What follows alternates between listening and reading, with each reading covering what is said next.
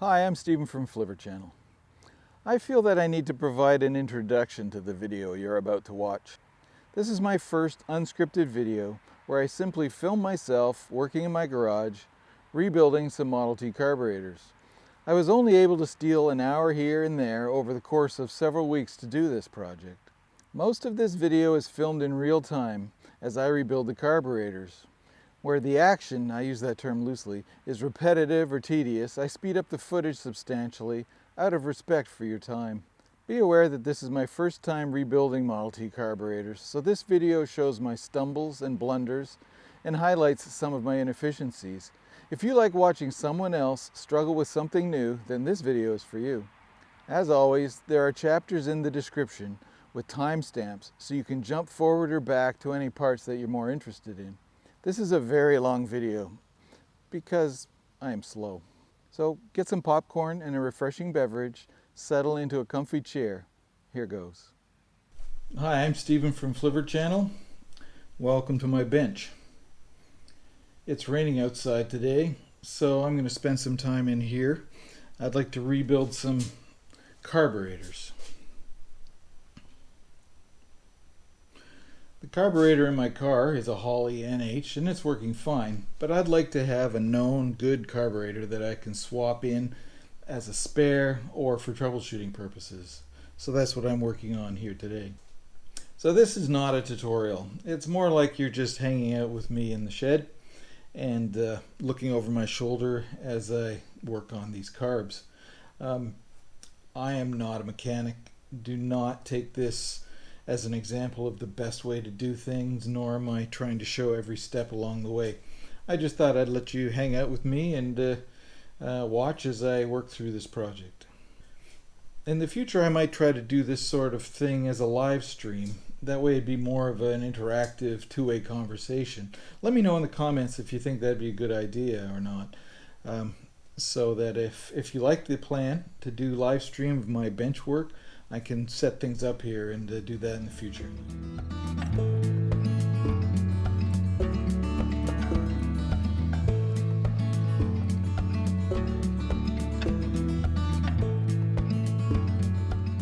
Here are the old carburetor parts that I have available to me. You probably can't see those too well, can you? Here, just a minute.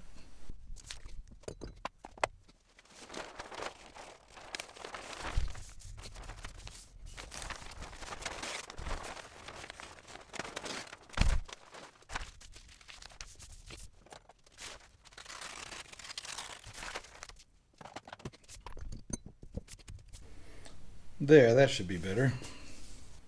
Before I introduce you to these three carburetors, let me just say that this filming will take place over the course of a few days. So don't be surprised if the lighting changes or the scene changes a bit or something like that.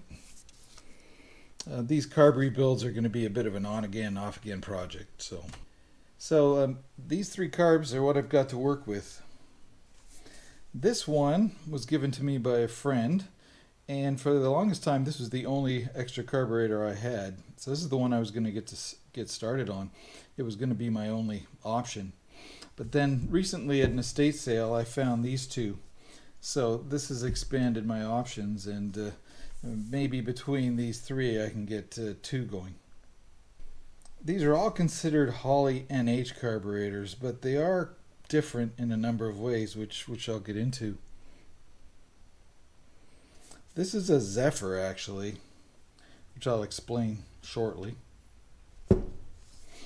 These two Holley NHs are different in that one of them, this one, is a straight through, and this is the more normal, conventional. So this was 1920, and this one was 1921 to 25. You can tell this is straight through because it's straight through, and also it's got this bleed adjust screw here, which the later ones don't. But let's take a look at this Zephyr first. As I mentioned, this was a gift, and it's a really neat carburetor. It looks just like a Holley NH, but it's a Zephyr. made in the UK. So I suspect it was manufactured under license as the UK version of the Holley NH for the Ford Motor Company.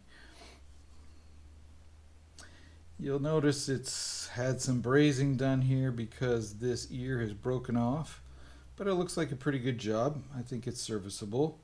I've already done some work grinding and smoothing that out.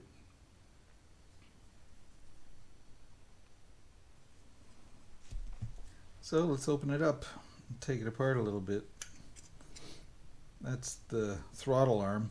It's been modified. Looks like maybe someone hooked up a cable for like a Speedster or something like that. Maybe it was used on a different car, not a Model T. It's the choke shaft.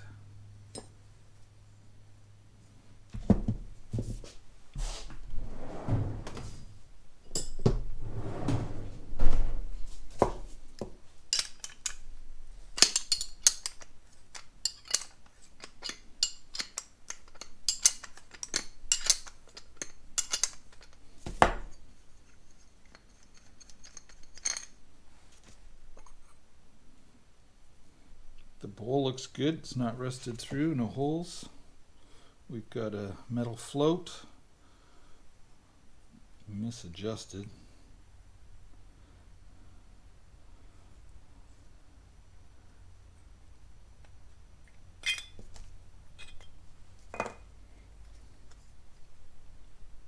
The float needle valve. Now here, the main jet needs to come out and the float needle valve seat needs to come out, but they're both pretty mangled.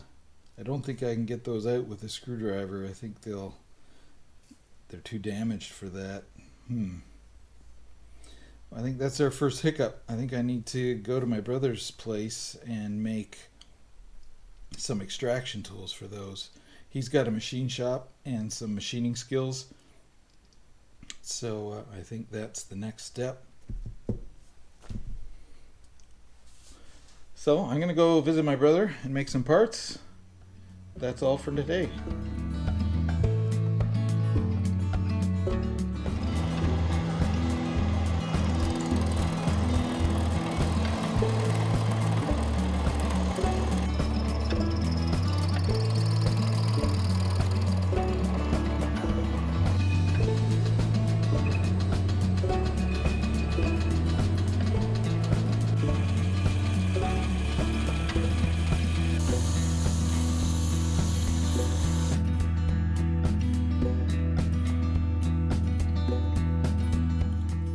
Well, I'm back from my brother's place. He helped me to make some extraction tools for the main jet and the float needle valve seat. Here's what we came up with.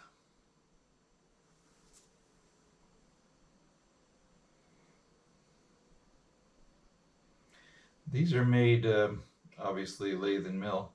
The pins are cut off drill bits that were sized to be just right for the holes through the jet and the valve seat that I wanted to get. So let's see how these work.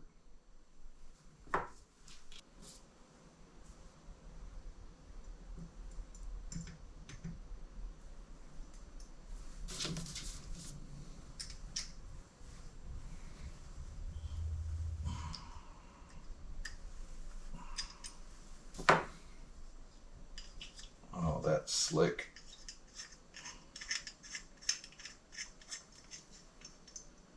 That worked really well. There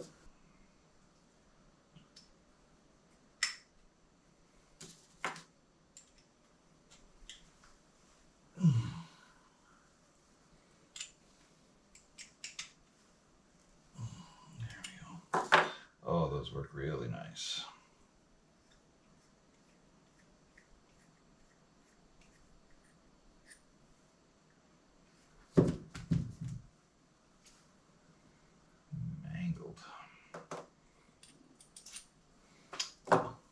So that step was very successful.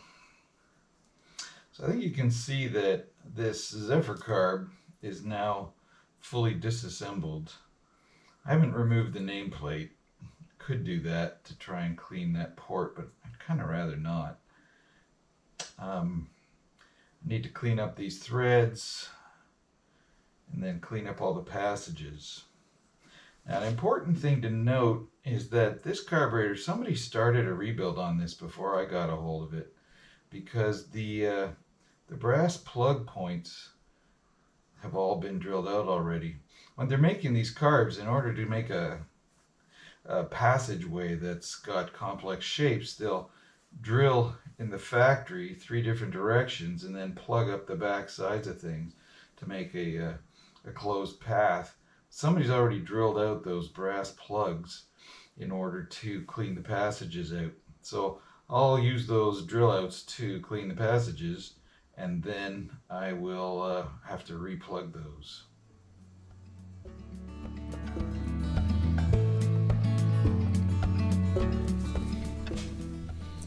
Now, to clean out these passages, I like to just use a hand drill. I just use progressively larger bits to get any gunk to come out. You want to make sure you get right to the bottom.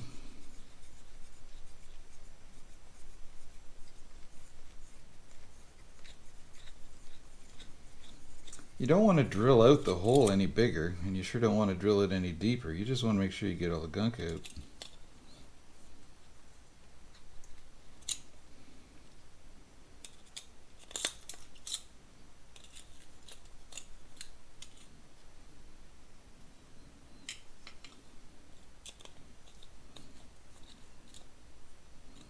Well, that one doesn't seem to want to go in there. Let's try something a bit smaller.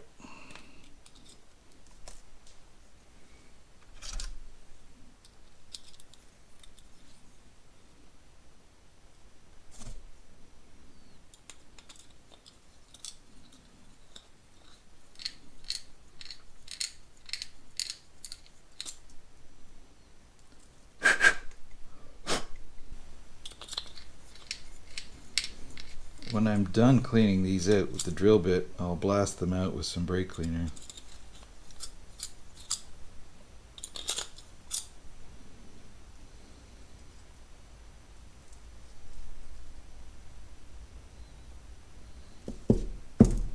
You may have noticed I'm using this little hand drill. It's pretty handy. I just 3D printed this handle and attached it to a small little drill chuck. Here's a better view.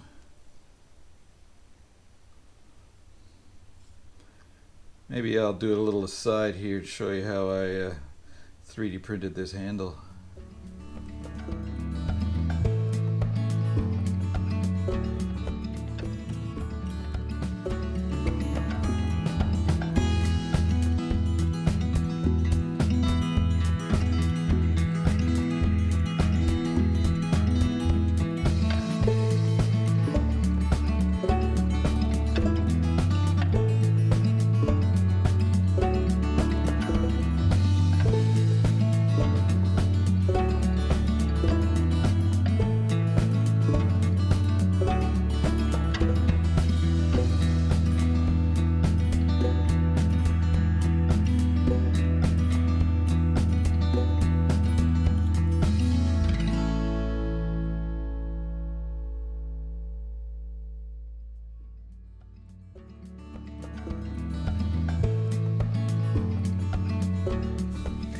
And then I just printed another one for the bigger drill bits.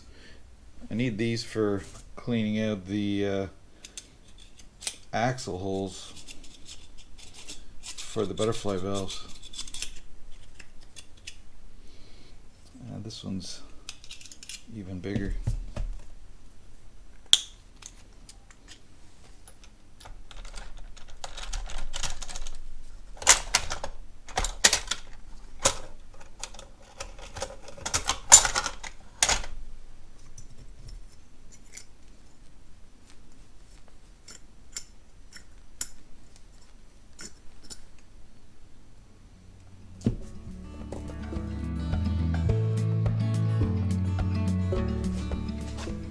So I've been cleaning the passages on this Zephyr carburetor, and I realized I missed two important ones. There's two small holes here on each side of the throttle plate that connect into these passages, and I haven't cleaned those out yet, so I need to do that.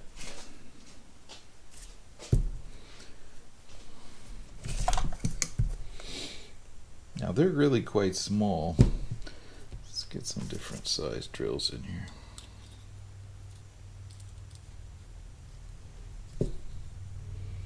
They're just very short holes. They just go into the next passage. They intersect with this one here.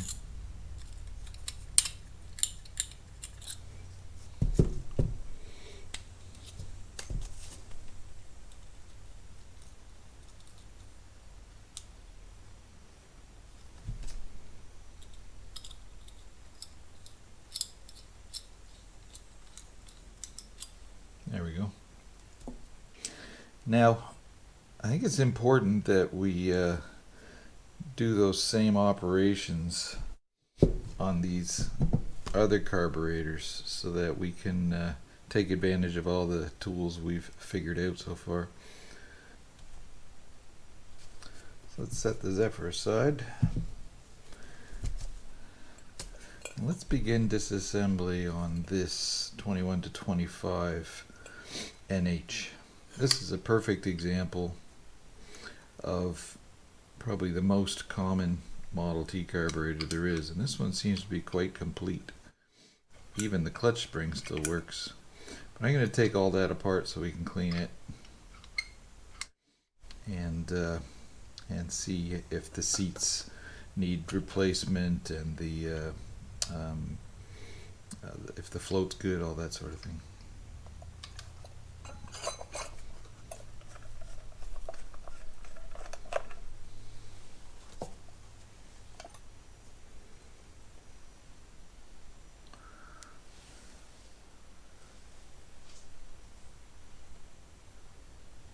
The bowl looks good with no pinholes. Floats here. Someone's bead blasted it.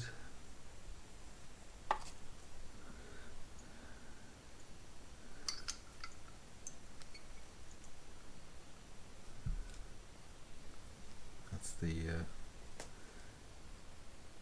float valve needle. Looks like there's a new float valve needle assembly in here, and not sure about the main jet. Looks a little mangled. We'll take a look at that. Let's pull the needle out first. This is the adjusting needle. Looks like someone's put a bit of effort into cleaning that up.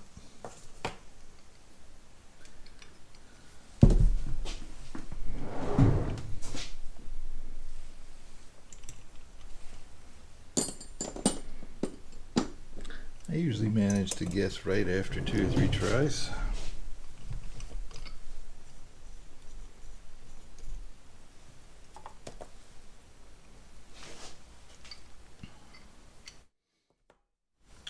Well, you've seen me take seats out already, so I won't bore you with that again.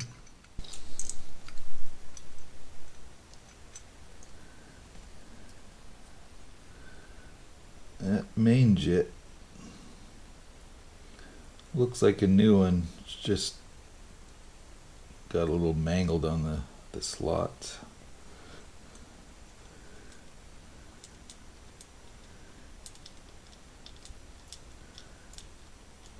Float valve seats definitely new.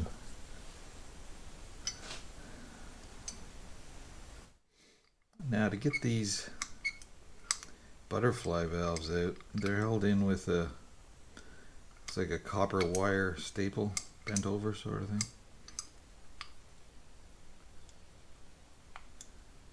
Should be able to get that out just with a screwdriver and some pliers.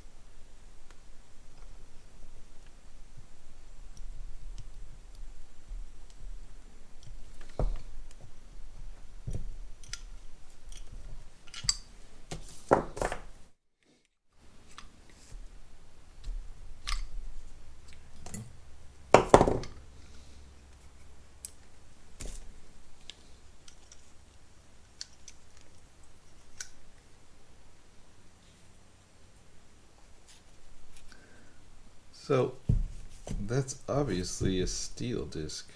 I thought they were all brass. Seems my pliers have a bit of magnetism in them.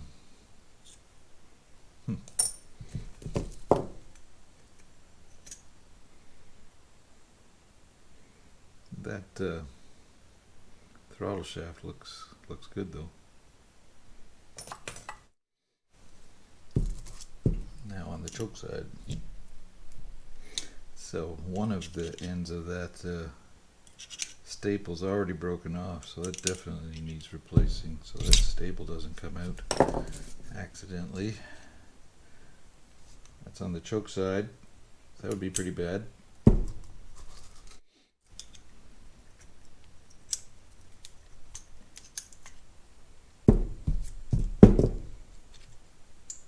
Also a steel disc. Now the choke, we've got a spring. We've got to watch we don't break it.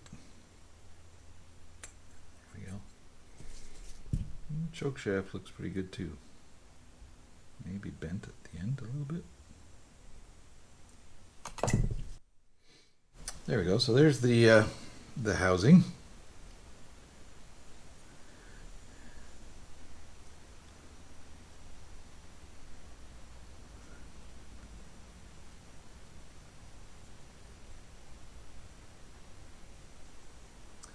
Now, interestingly, this one has all the brass plugs still in it.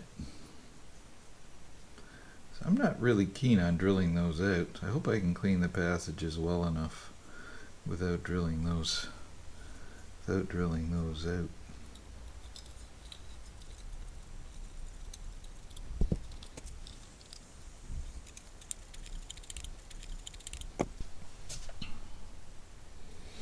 They sure do look the same, eh? Not completely identical. This one has the brass float hinge and this one has it cast in. You'll see the difference. How do I show that? Here in the end. So you can tell this is a center drain bowl because it's got a passage here for the fuel to get to the center drain.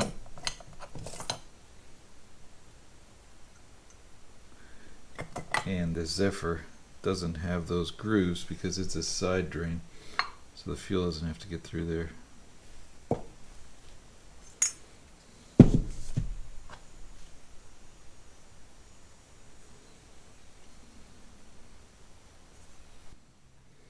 What size is this?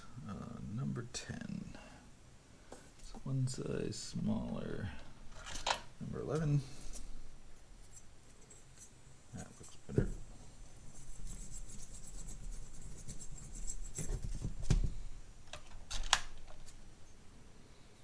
On this side, that's been sleeved. With a brass sleeve, both sides. So it's been drilled out and sleeved because it was worn so badly. Interesting. Next, we'll look at this straight through. Now this has clearly been painted recently, so it's presumably pretty much ready to go, but that's a good question.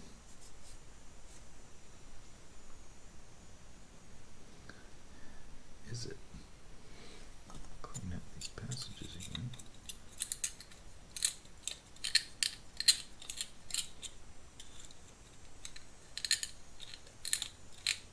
Interestingly, it has a bigger passage here, this first one.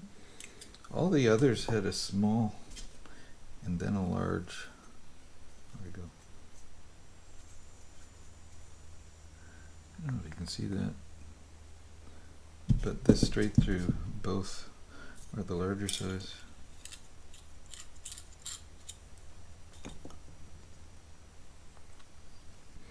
The only problem I can see on this straight through so far is that the hinge for the float is broken. So I'm going to have to drill that out and put on a new one.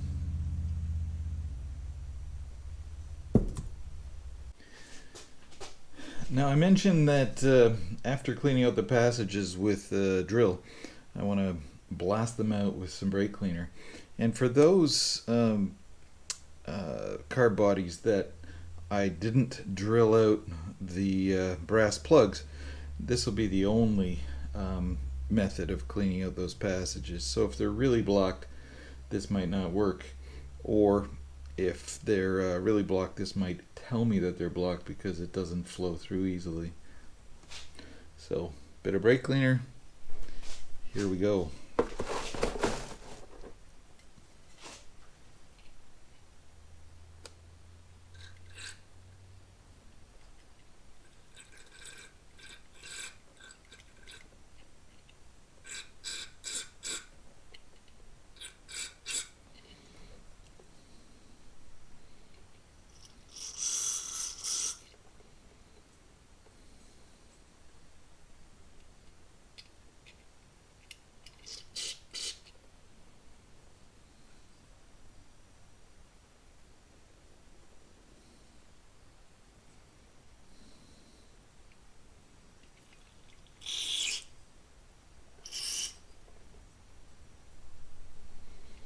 Those seem to flow pretty well.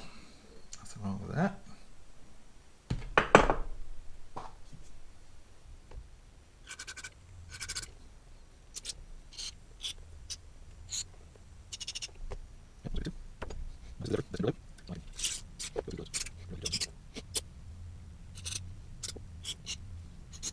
Okay, so all the passages seem to be cleaned out and free of debris.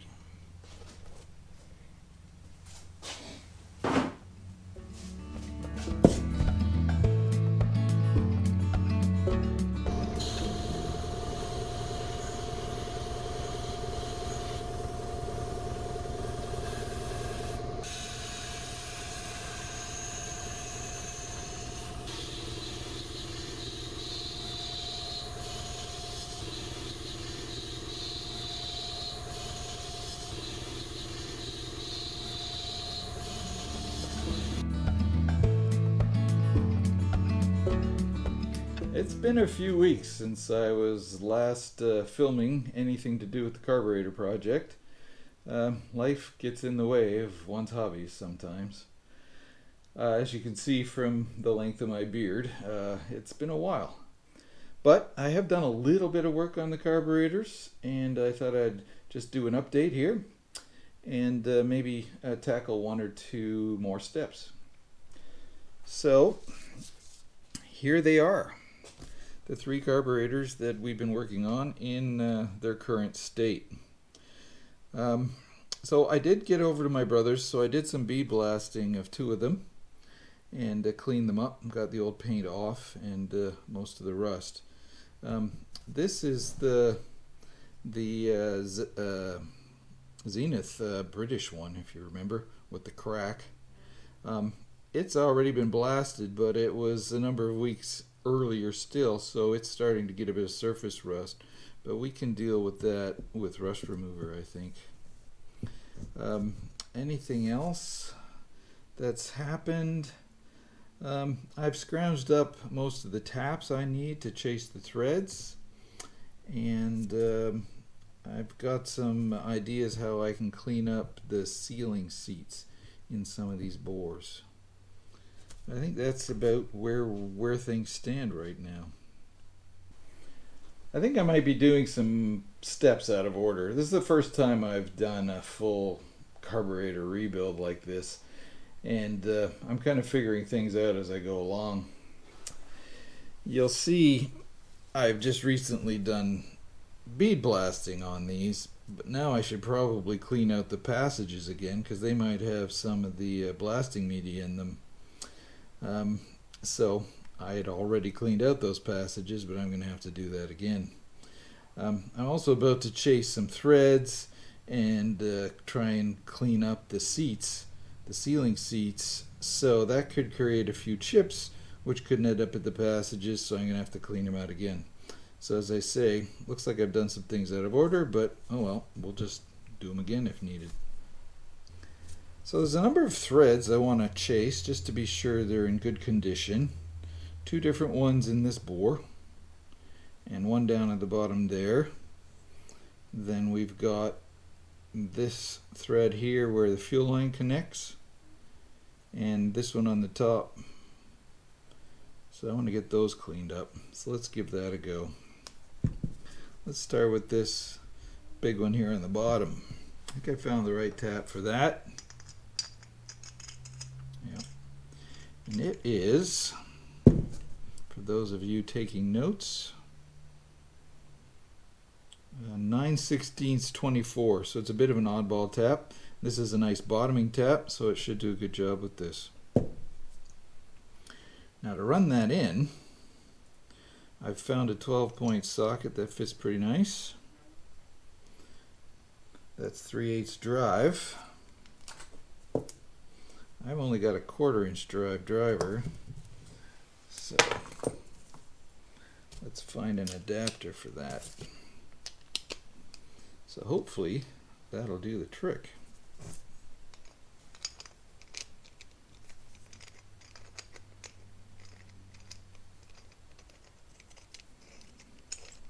Make sure I haven't got it cross-threaded.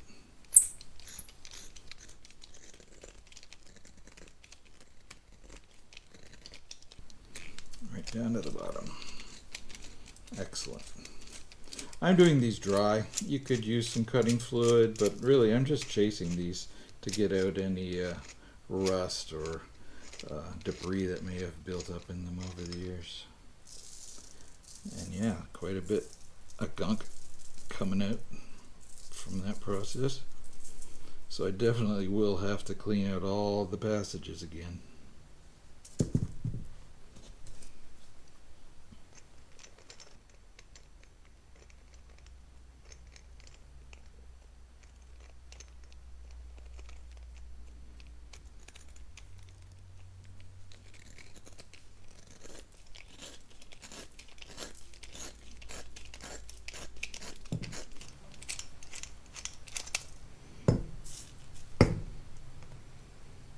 Those are cleaning up nicely.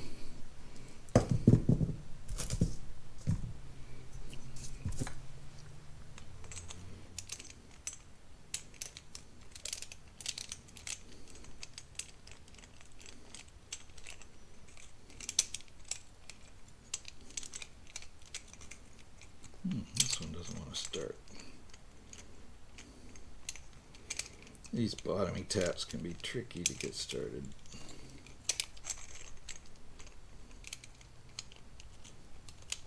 You definitely don't want to start cross-threaded and damage the threads. So it's worth just taking your time until it runs in easily.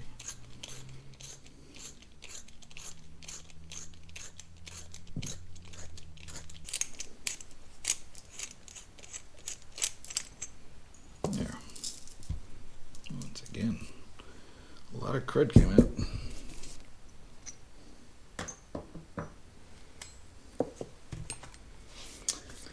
Next, let's do the thread that's down there in the throat. I think that's where the main jet threads in. I think that's this one.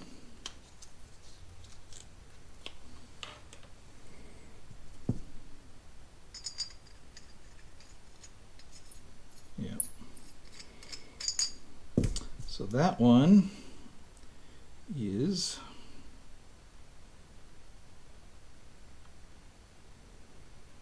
read that. 3/8 24 bottoming tap.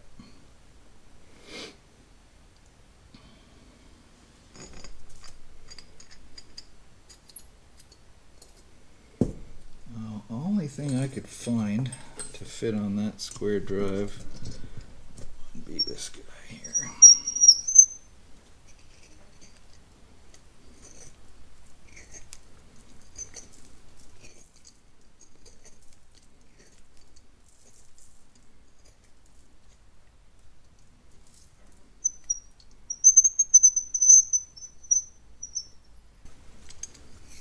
So you could use a tap handle here.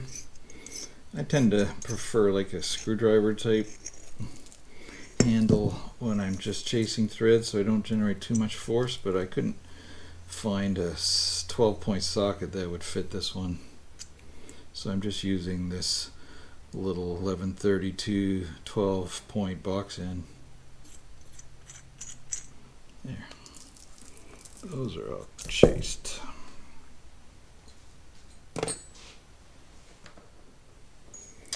All right, next, let's get the little thread down in the float needle seat. That little guy, I think, is this one.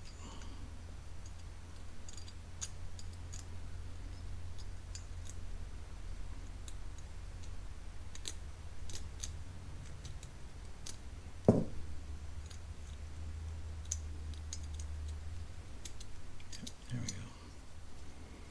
So that is,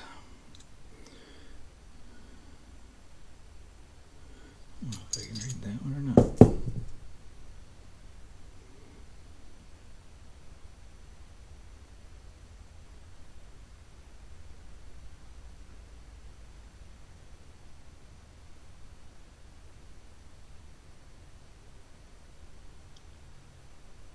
Quarter 32 bottoming a tap. Quarter 32. Now, as we get smaller, I'm starting to start these just with my bare hands so that I know that I've got them going in straight. There we go. Now to run that down, I think I can bodge together a few things here. Got my 1/4-inch driver, adapter to 3/8, an Allen key bit, then a square drive driver in backwards. Yeah, that lines up.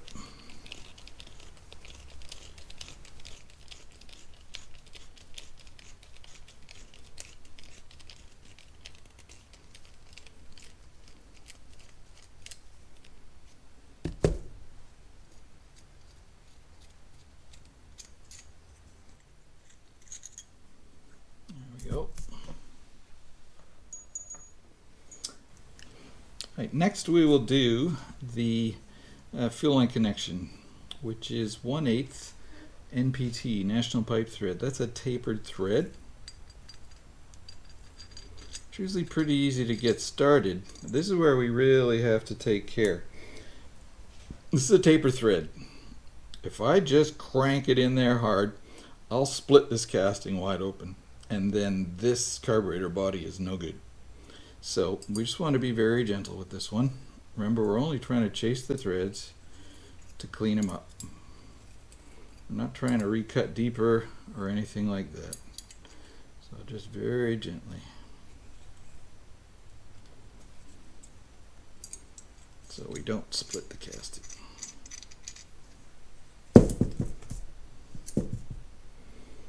When you're buying carburetors at a swap meet, always look for cracks in the casting there. It's very common.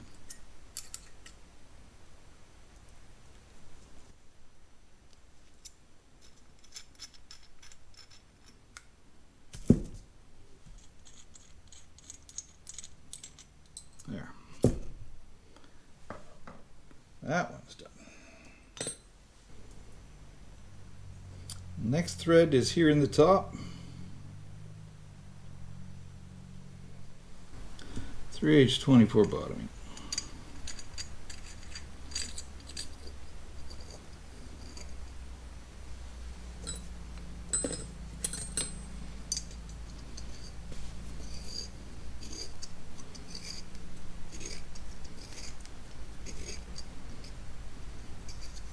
This is for your main jet needle adjuster.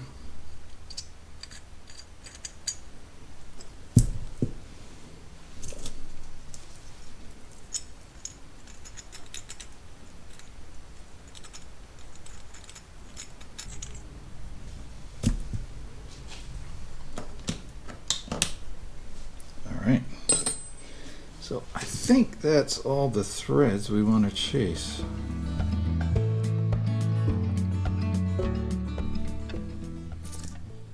Alright, so I'm going to grind the seats down in these bores where the main jet seals, and I'm going to use this little rig that I set up. This guides it and turns it nice and slow. It's set up in my vise here to do that.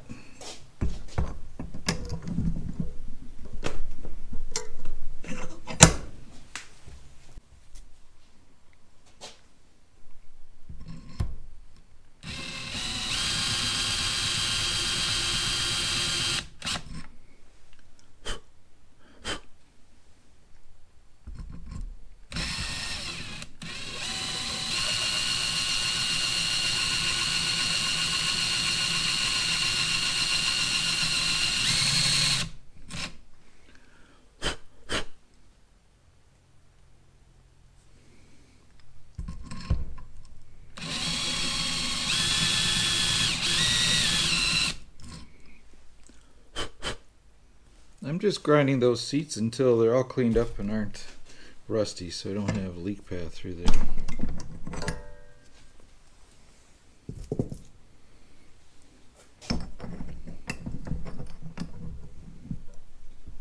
Now the Zephyr.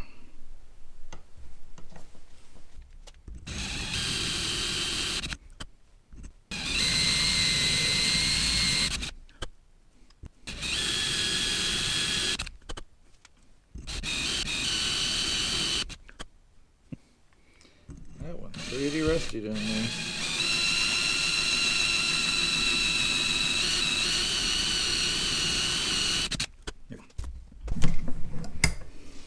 Okay.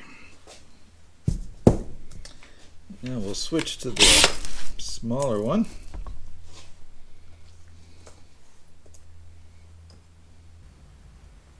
So next we'll use this smaller one for the float needle valve seat.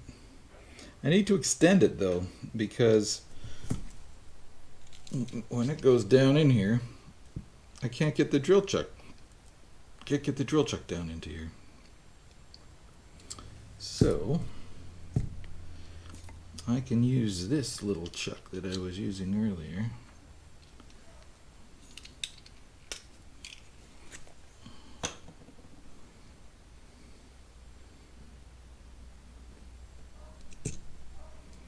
To extend it.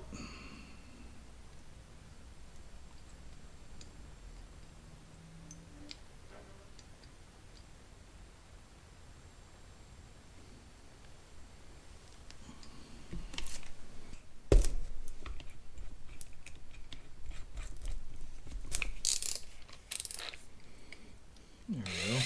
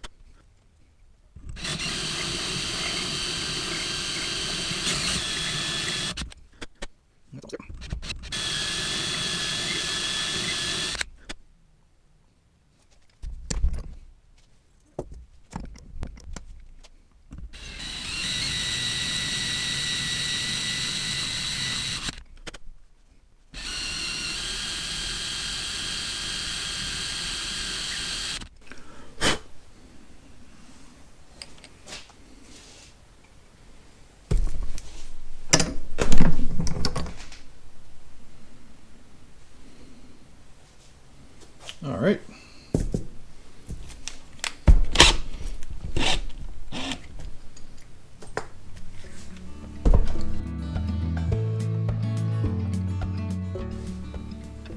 Okay, now I want to drill out these two rivets on this broken float hinge.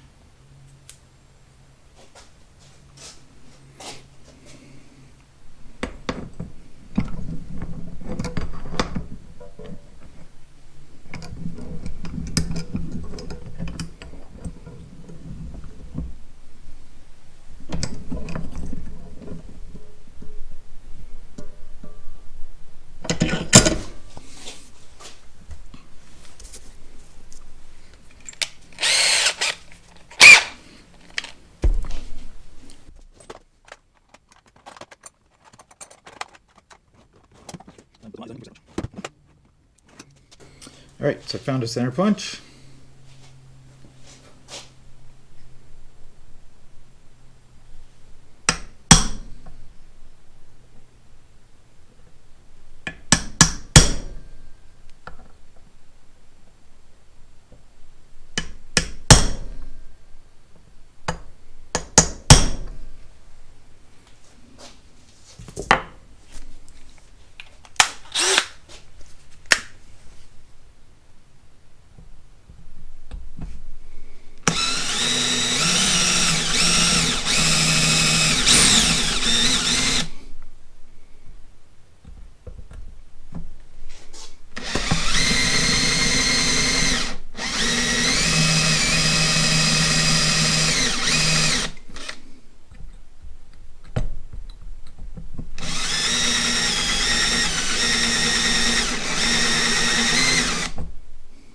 Don't want to drill cast iron.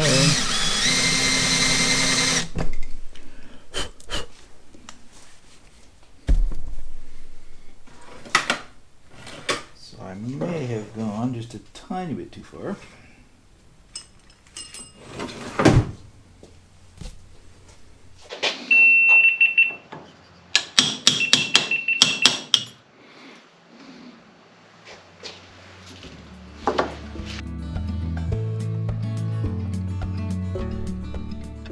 Well, it's raining outside again, so I'm back in the shed trying to make some headway on these carburetors. It seems to take forever. I've got all three of them prepared. They've been blasted. I've had all the passages scraped out again after blasting. I've chased all the threads with taps. So I think it's time now for rust remover. So we're going to put them in some rust remover overnight. I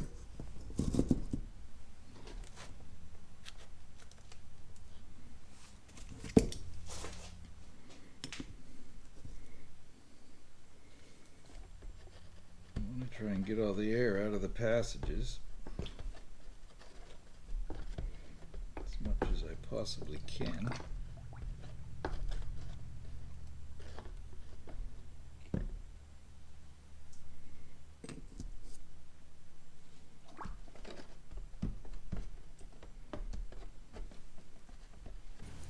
I don't know if I got room for this one.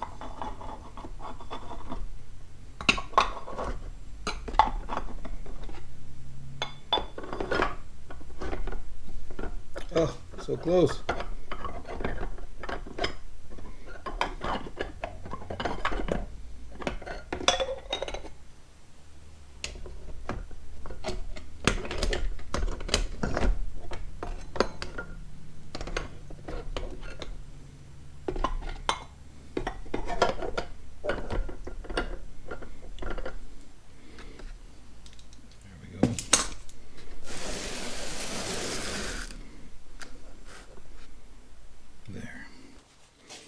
Alright, we'll see how those look tomorrow when we pull them out.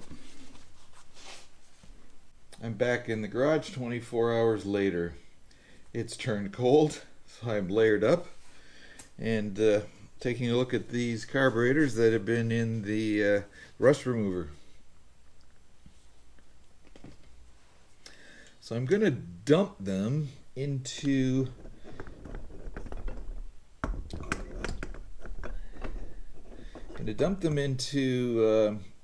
warm water to rinse off the rust remover. But they look really good.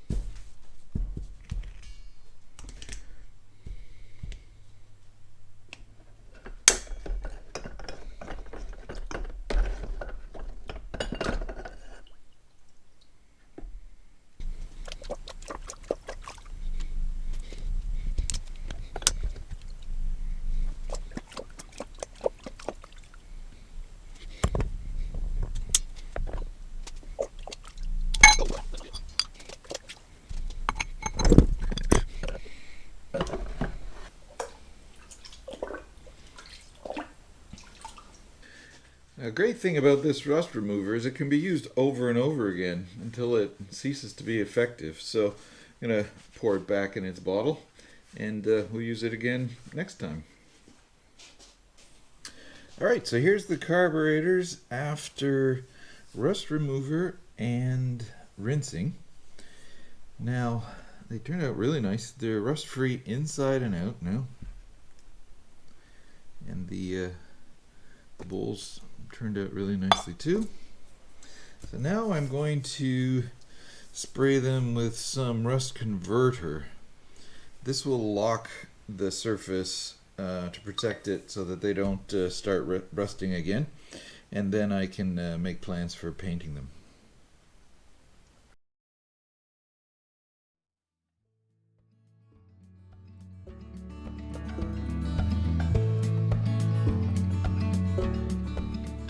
Well, now that the car bodies have been rust removed and rust converted, we can take a close look at them and then move on to the next step.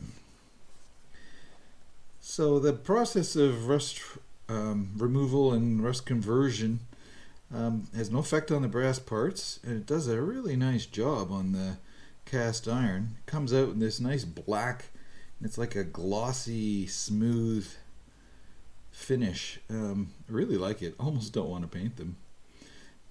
This is the straight through. No, this is the conventional NH that was rebushed at some time.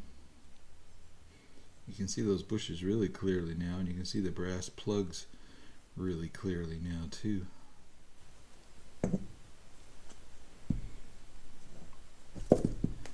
Oops, what did I do?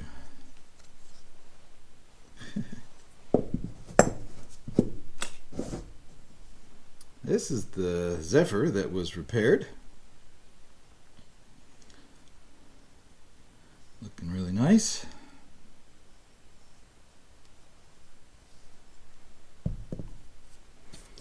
And the older Holley NH straight through. Yep. Again, really good. Now this one needs a bit of work. If you remember, it had a broken float hinge, so I've got to knock out those rivets and put in a new float hinge. So I think I'll do that next. And then as soon as I'm done that, I'm going to plug the holes that I tapped with brass plugs. So moving over to the vise now. Moving over to the vise.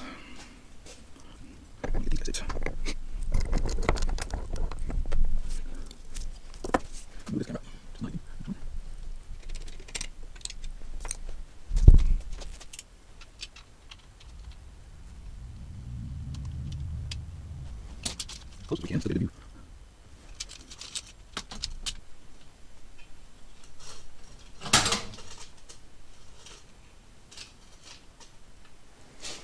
How's that?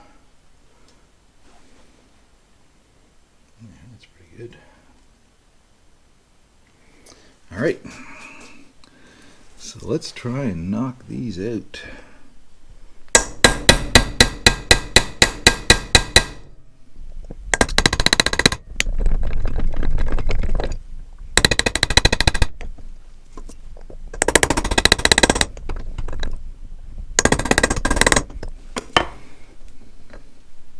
Yep, they're coming out.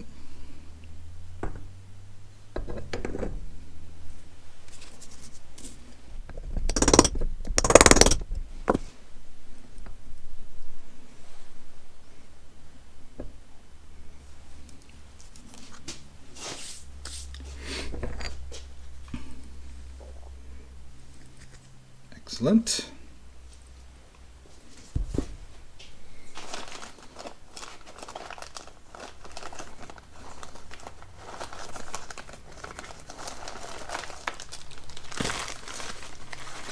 I have a new hinge somewhere. Here we go.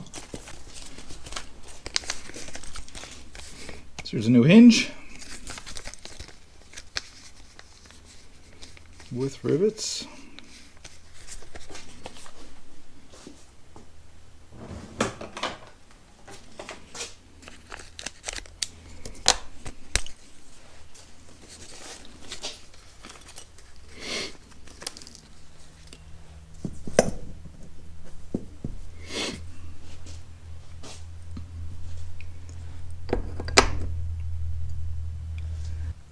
So that goes on there.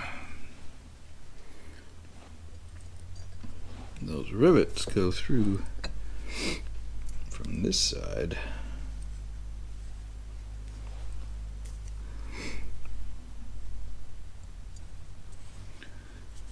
I think I'm going to want some tape to hold those on.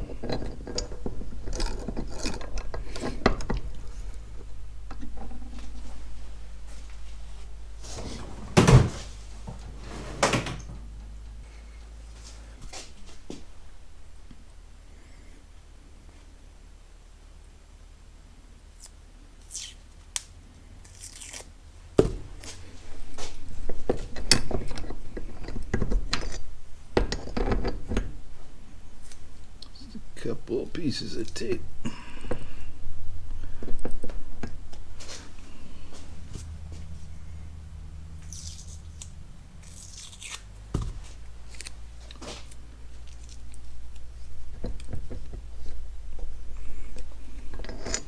There we go, and they won't fall out.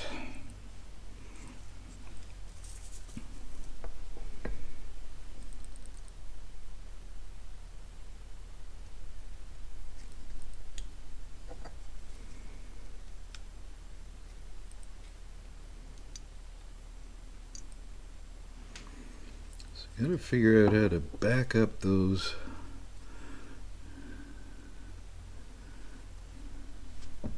need a small punch or something.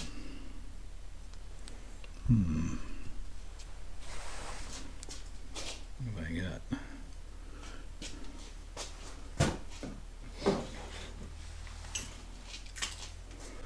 Just wondering about the back of this punch. About right. If we use the heel of this punch, maybe we'll set it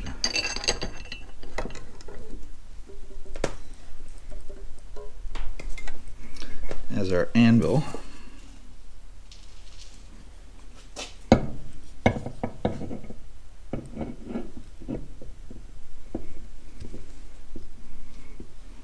That's good there.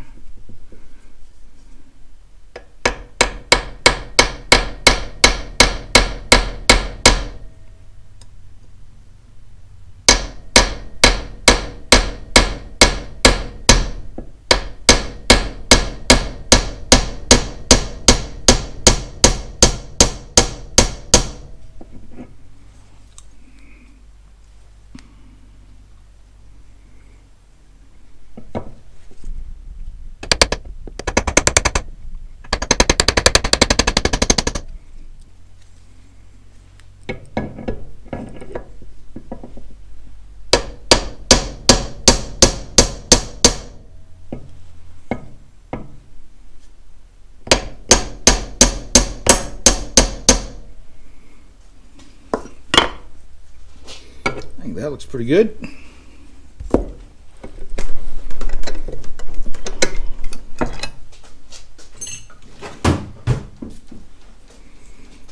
What do you think?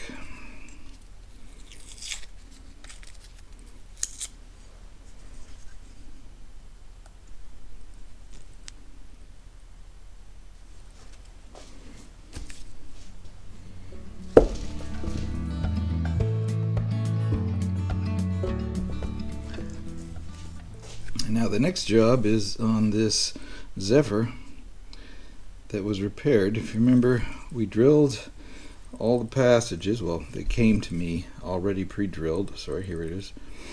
There, there, and there. And I've tapped them. And I've got some little brass screws I'm going to put in. Then I'll grind them off and flatten them, pound them in. So I want to replug those passages.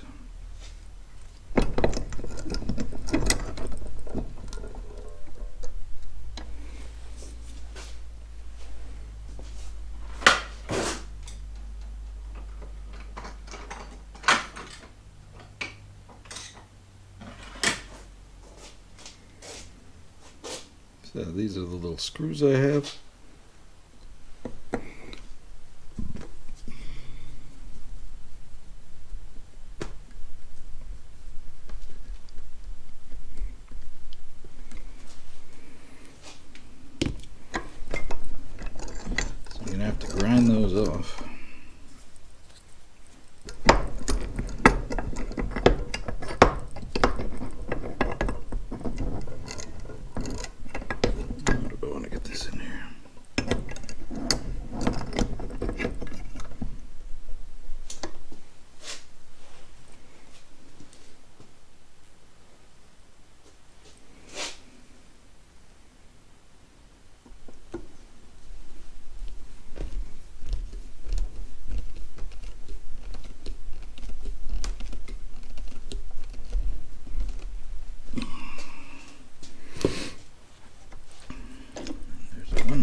shoot.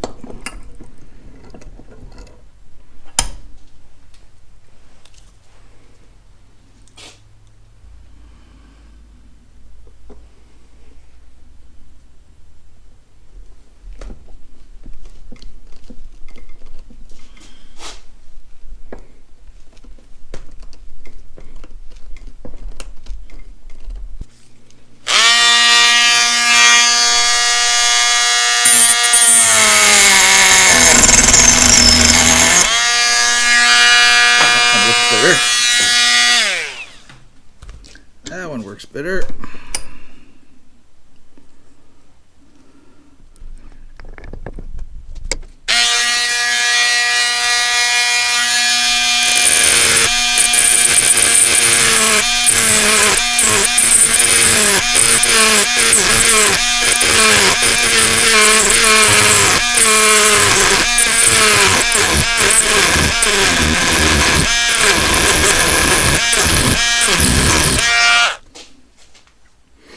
That's the cutoff wheel that I found worked the best.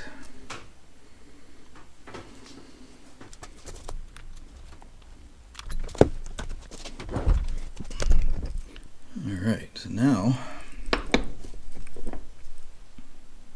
I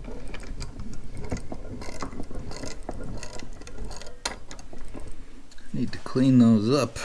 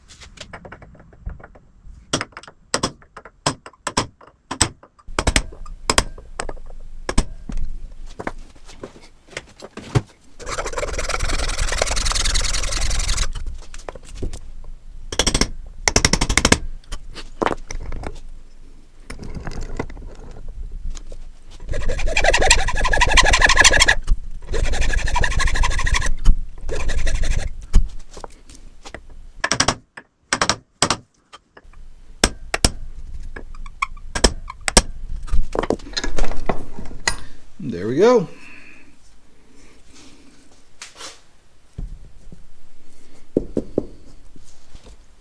All right. So that's the cutter I found worked the best. To take those screws off. And there's the new hinge for the float. And these are the brass plugs. So these guys, I think, are ready to paint now.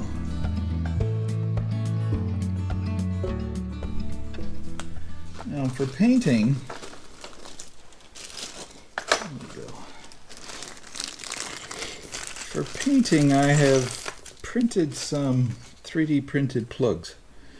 So I've got plugs for all the different openings that I don't want to get paint into.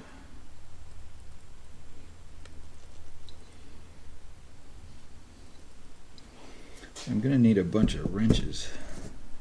I think this one's 1/2 inch. There. See how that works? Just protects the threads from the paint.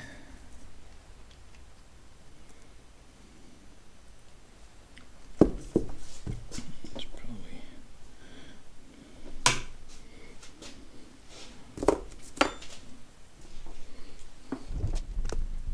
great.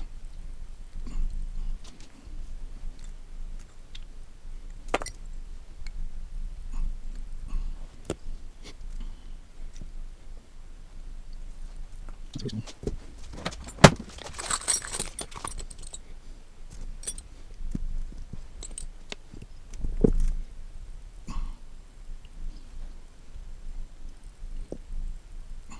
we go.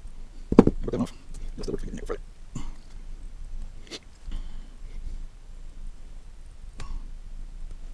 are we doing here? This one.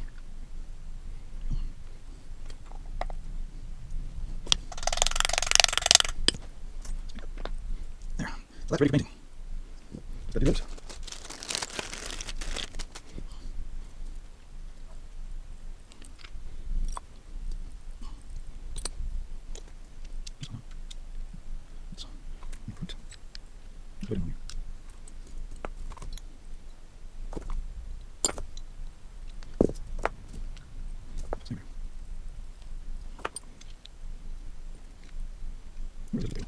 Let's take it off. Now it's.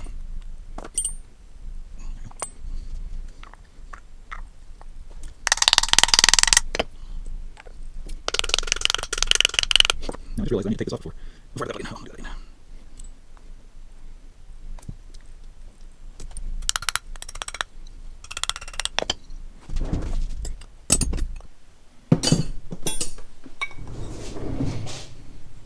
Now get these out.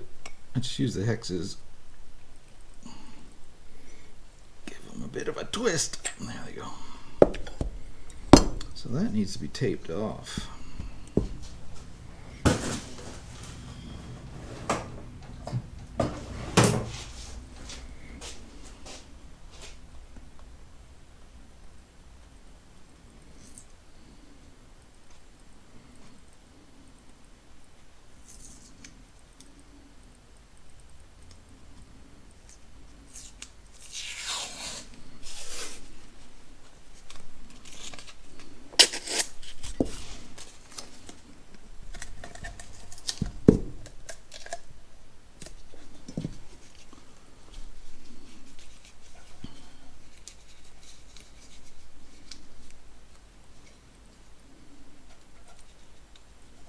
We don't want paint on that flying surface.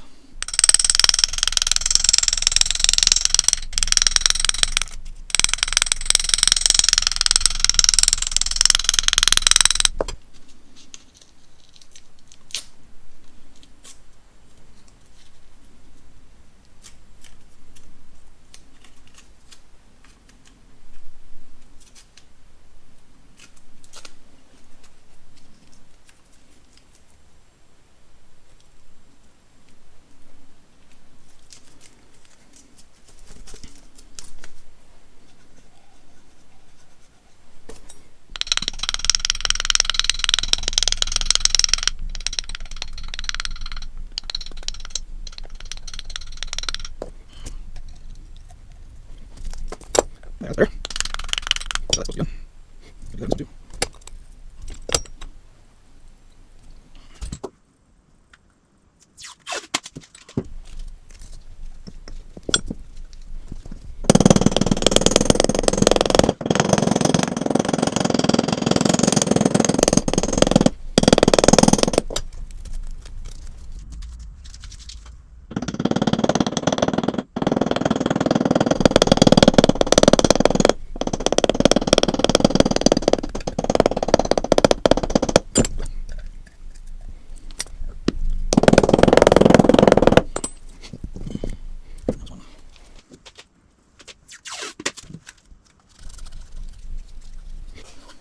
Guess you don't really need a plug in this end. You could just use the tape.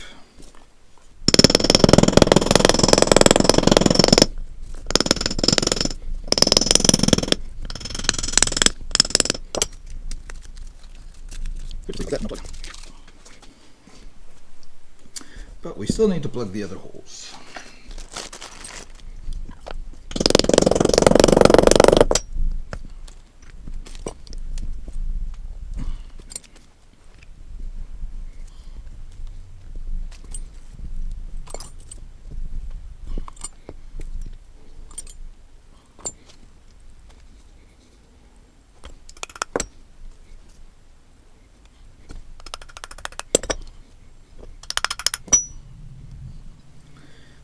go.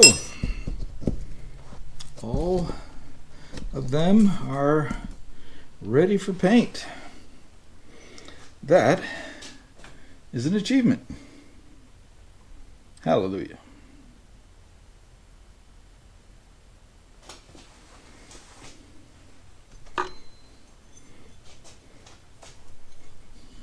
Guess this should all be taped off too.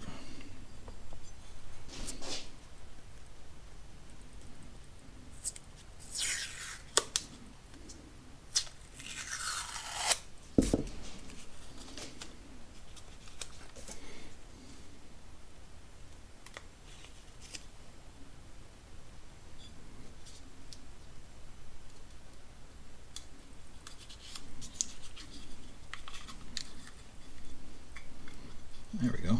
That's ready now. Excellent. Well, next it's to get them painted, and then assembly begins. It's been a while since I've had time to come out to the shop and work on these, and it's a good thing I had a bit of a break to think about things. I've been a real idiot. I realized that I was prepping to paint this entire casting, as you see here. Let me show you a close-up. But these parts that are within the bowl should never be painted, because then paint flakes can get into the jets and into the passages.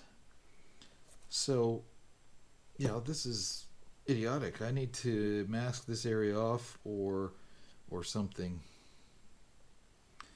I think what might work is to just put the bowl on and hold it on with these 3D printed plugs that I made. If you tighten them down, the wedge should push on the bowl.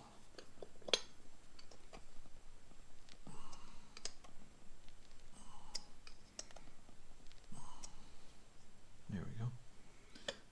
Oh, a little tighter yet. You could use the actual nut and then mask it up. That'd be okay. But that works. So, one done. There we go.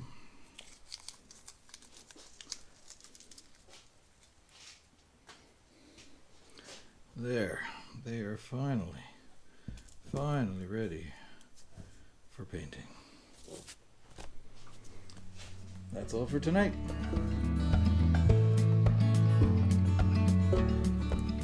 Well, as you recall, I had these all prepared for painting. I had the 3D printed plugs in all the holes, everything taped up, ready for giving these a coat of nice black paint. But when I had them out in the daylight, I realized I really like the raw cast iron look that you get from the rust converter alone. So I decided I'm not going to paint these, and all I'm going to do, or all I did, was I gave them another spray of rust converter. So this is their finished form, and I hope they don't all rust up on me. We'll see how this works out.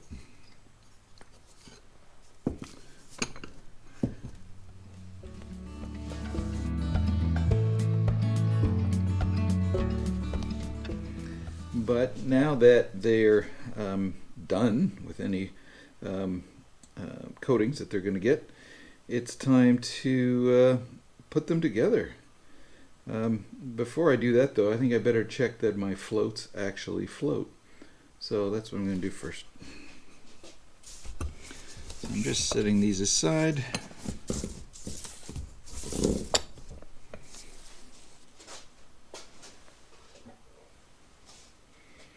Got some hot water.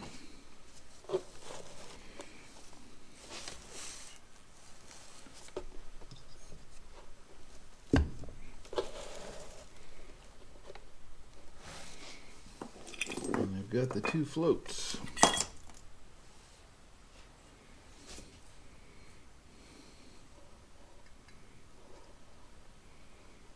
And we're looking for bubbles.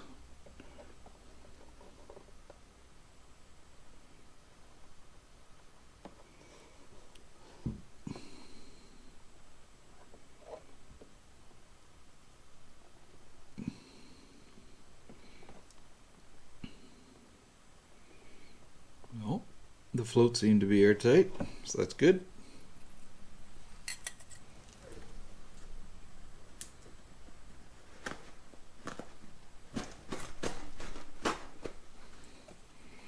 Now you'll probably note I only have 2 floats here.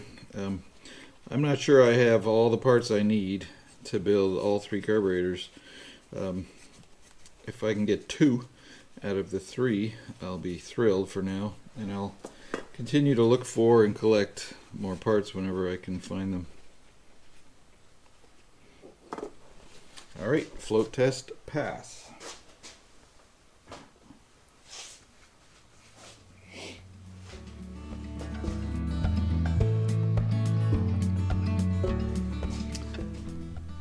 Next is to prepare these to be assembled. So we've got to get all our plugs out and get the tape off.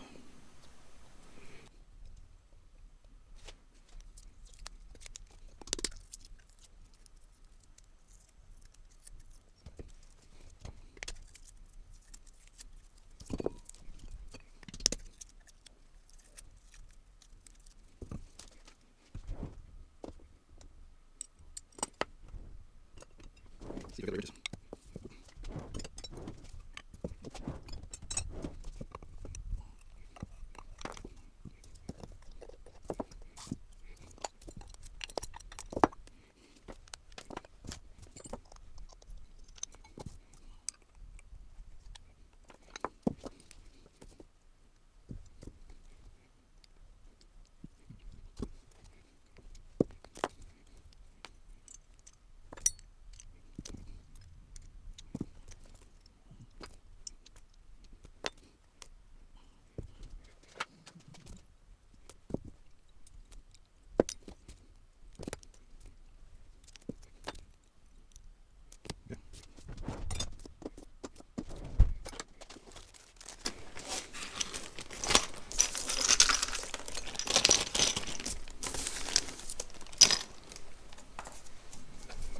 Those away to be used next time I need to do this or something like it.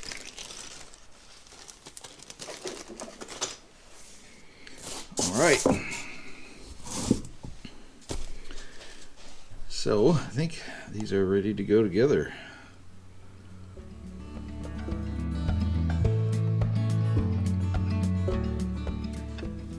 So my first decision is I've got 2 carb bodies that use the side drain bowl and 1 carb body that uses the center drain bowl.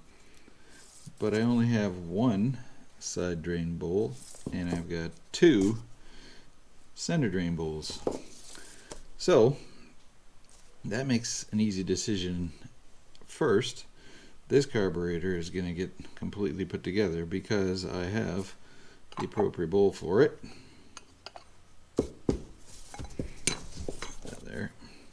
But I've got to decide which of these 2 goes together first. So I think first off, instead of doing this Zephyr, I'll do this straight through. At least then I'll have a conventional NH and a straight through NH that I can do a comparison and see if I get any extra power or performance or fuel economy from the straight through. They're very popular, these straight throughs, but I've never tested it myself to know whether it works.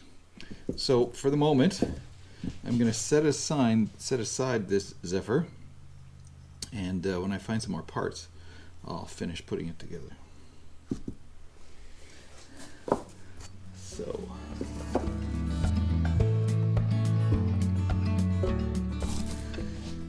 All right. What should we do first? I think the choke will be the first thing to be done. First of all, are these the same diameter? Discs? Yes, they are. Choke lever. What have we got to work with?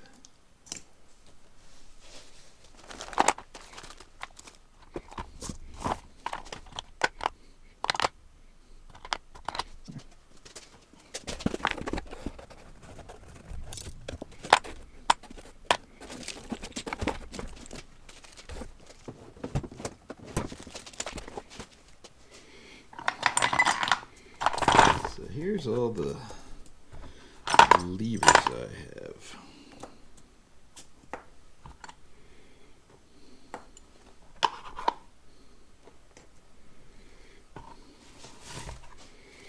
So I think these with the dog sticking out are the choke, I think.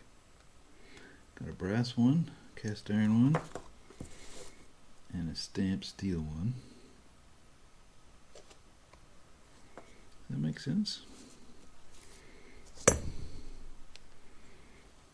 Yeah, the choke has a smaller diameter shaft as well than the throttles.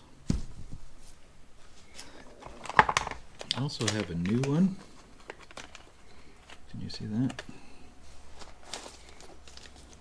Gathering all my parts here.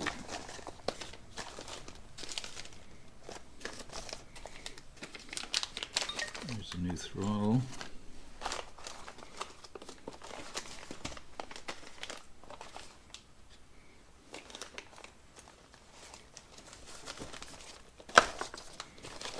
Okay,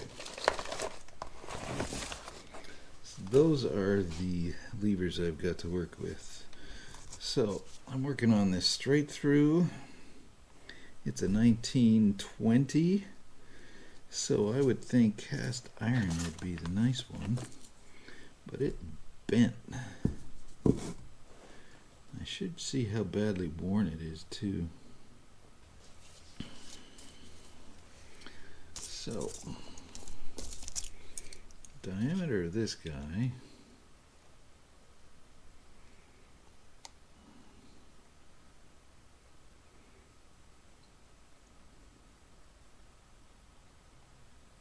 .185.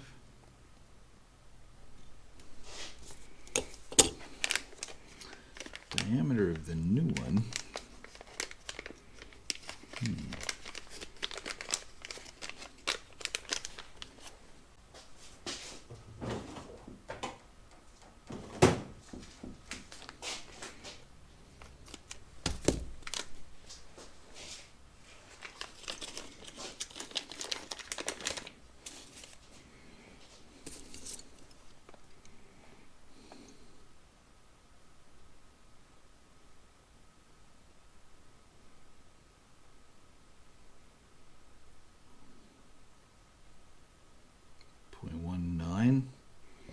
Really close. I don't think this is worn too badly. Sorry, this is this one I was using. Question is, can I straighten it out?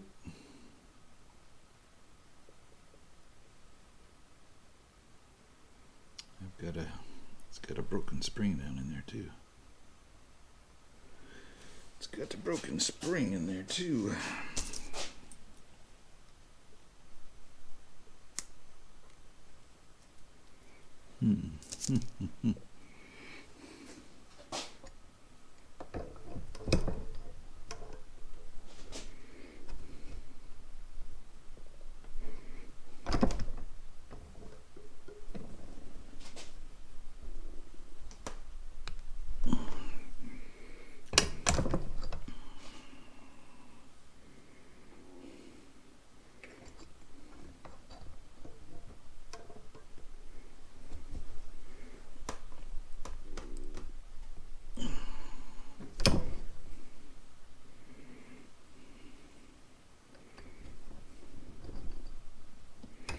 Just straightening it out on the vise.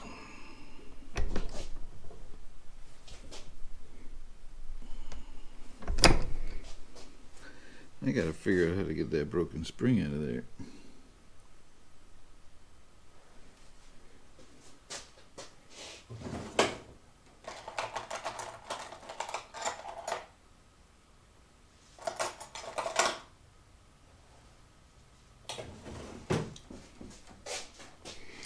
Dental pick, very useful tool in the garage.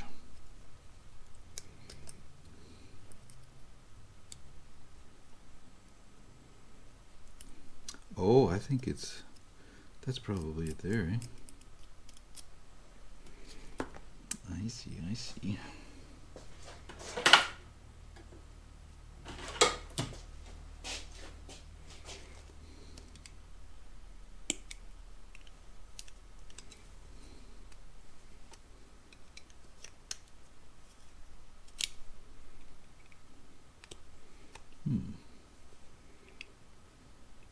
sharper yet to get in there.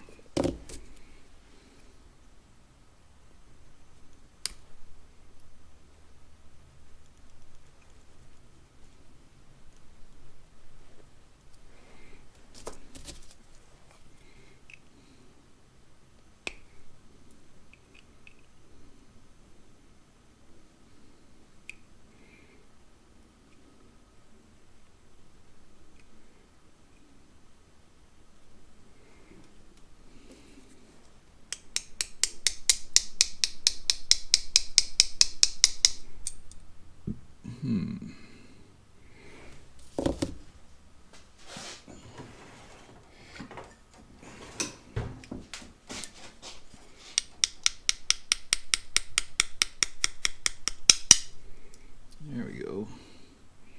So the spring goes through there.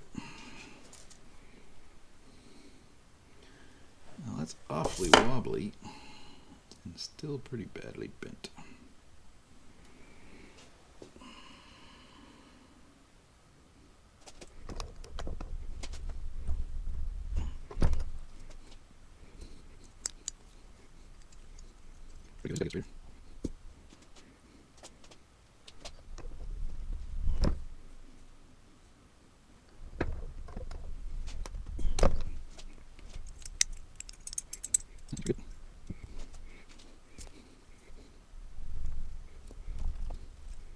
Let's close a bit.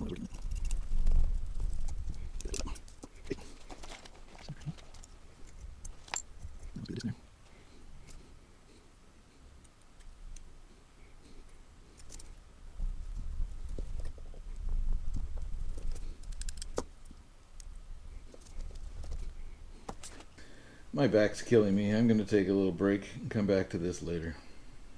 Well, it's been a few weeks since I was out here working on these carburetors. I've been under the weather and other life interruptions that keep getting in the way of my important carburetor rebuild jobs. Haha. So I'm back at it, and I'm just trying to figure out where we left off. As I recall, we were working at putting the clutch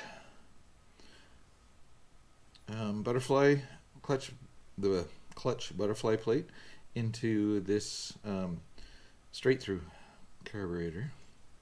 Yeah, we're working on this, trying to get the shaft cleaned up and straight and tight. It's a bit wobbly, so I'm going to try and tighten that now. Just going to try and flare the end with a sharp punch to get it to tighten up. I might need a bigger hammer. Yeah. Let's get a bigger hammer here.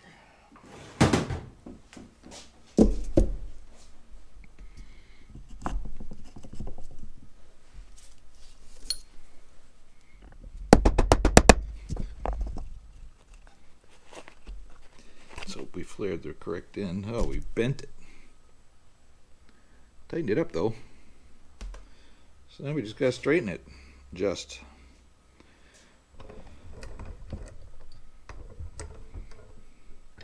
I don't like the word just. I find there seems to never be any justs.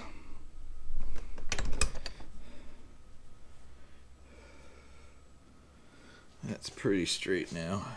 It's tightened up.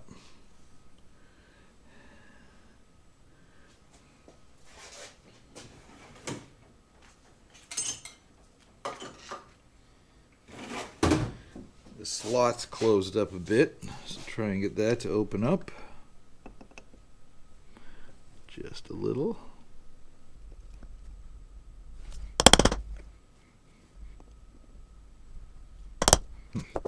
That's a good way to get that to open up.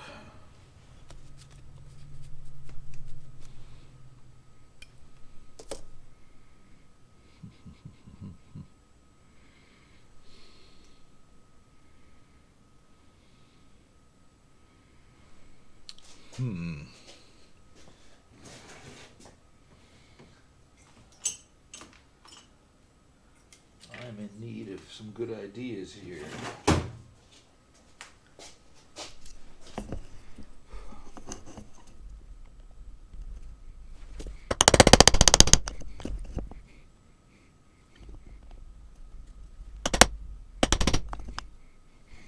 Seems to be working.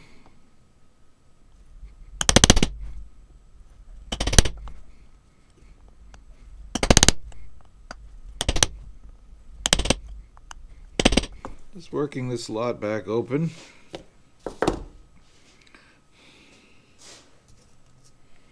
Slip a disc in there.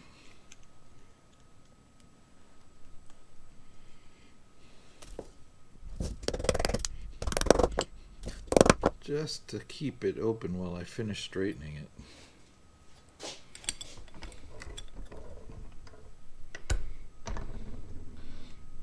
That's my thinking anyway.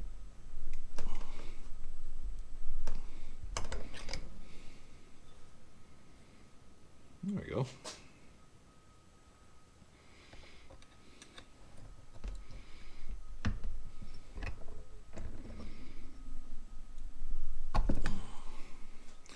There, I think we got it tight and straight.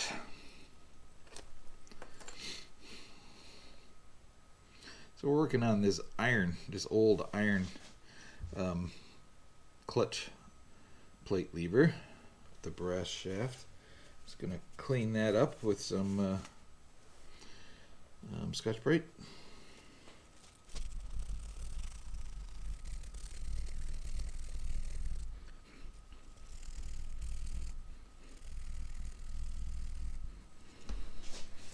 See how that's cleaning up.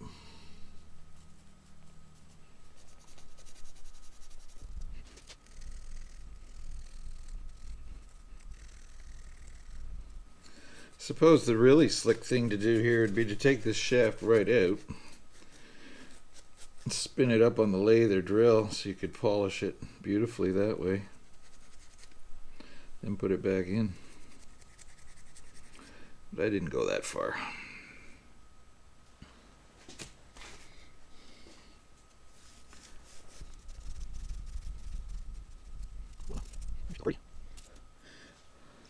Okay, let's see how it slips in here.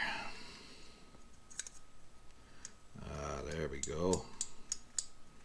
Very nice.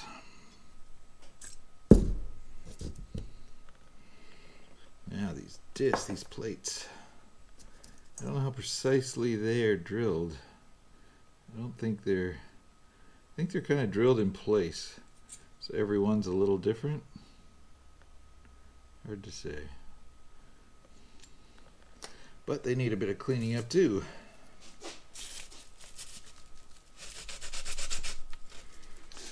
Maybe a magnet.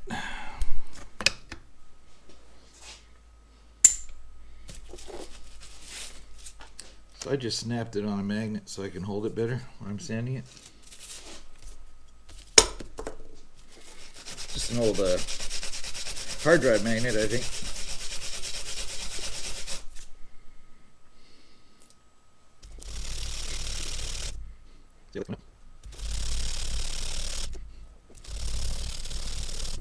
Bit. Oh, I see. That's a gouge. So that'll never clean up. The other side. It's got some nasty gouges in it. I don't know, from pliers or something years ago. But otherwise, it's clean up okay.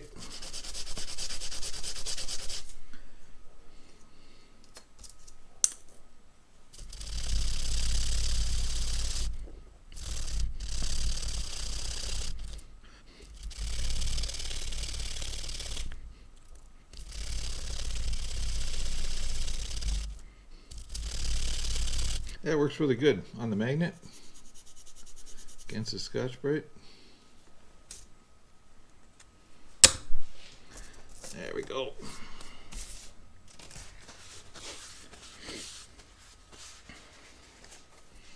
All right, here's plate. So I think we just got to try it a couple different ways to see how well it fits. Of course, you have to slip this in when it's inside the carburetor. I thought I'd just give it a try out here where I can see better first.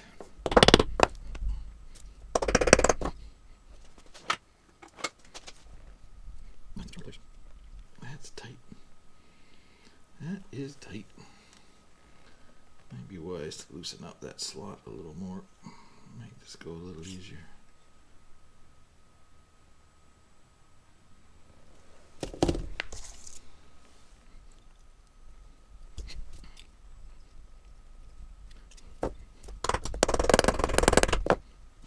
Just a little too tight.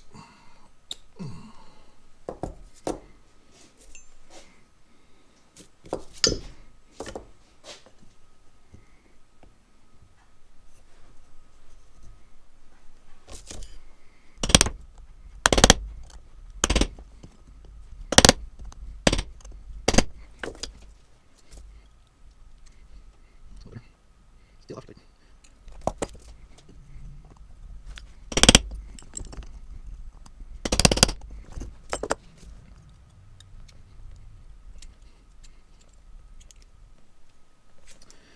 Try some better pliers.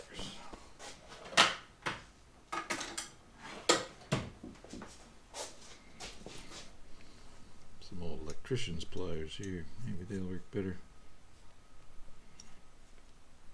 Oh man, still too tight.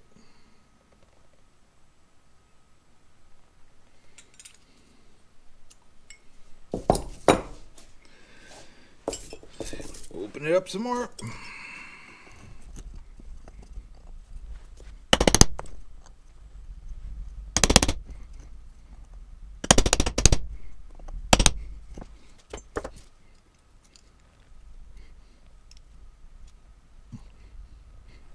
Still awfully tight going in.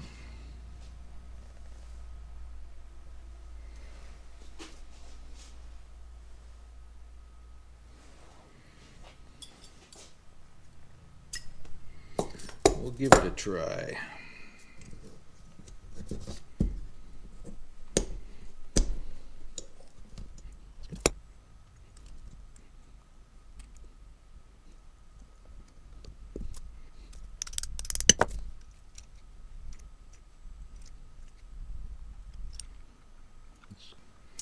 Very close.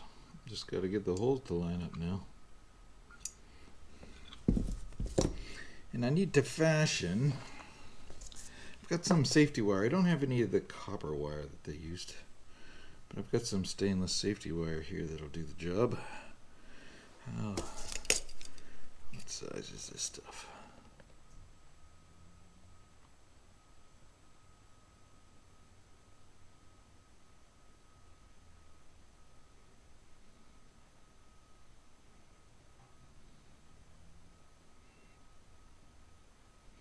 $25, $30,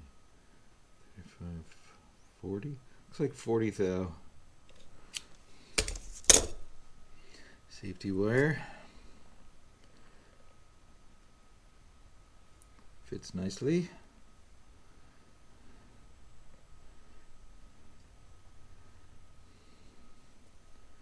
Gotta make staples.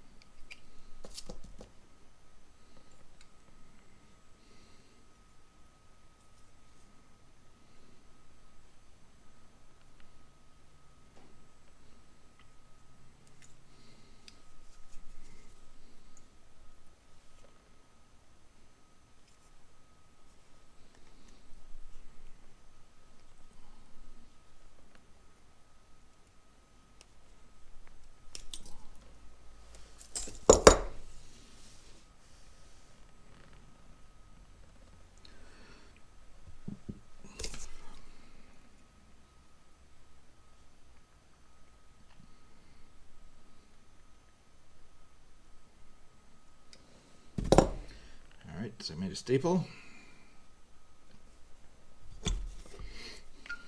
Now I gotta get those holes to line up somehow.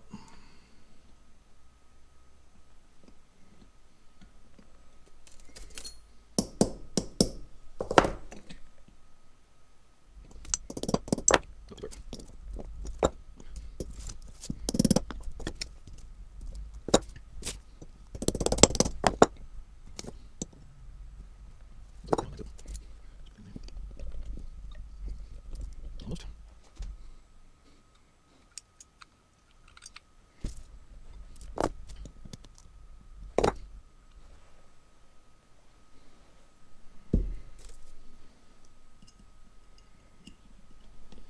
See light through this one.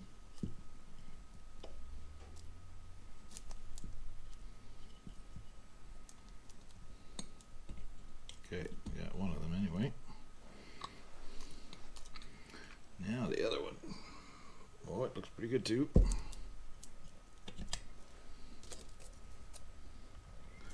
Time for our staple.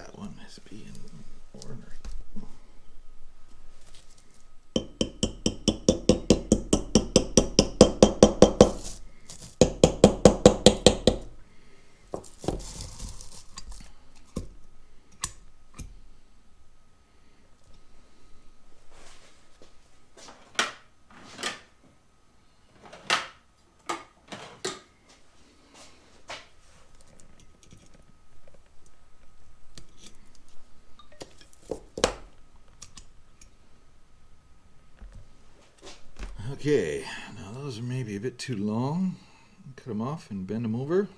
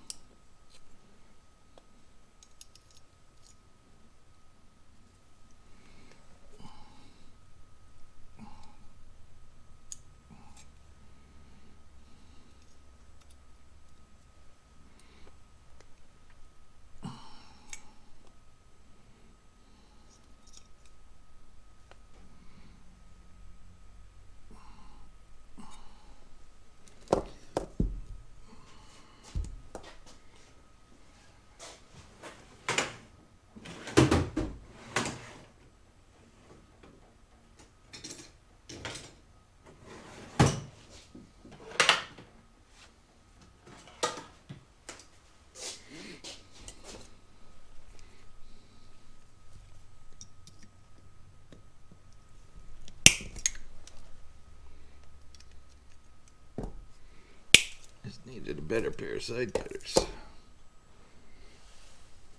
Make sure we got both pieces out. We did.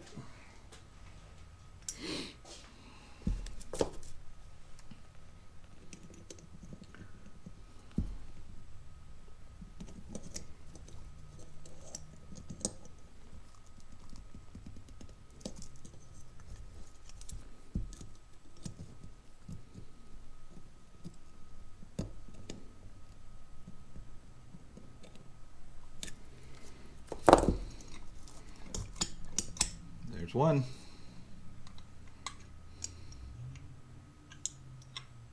Of course, I forgot the spring, so I gotta do it again. Oh, bloody hell.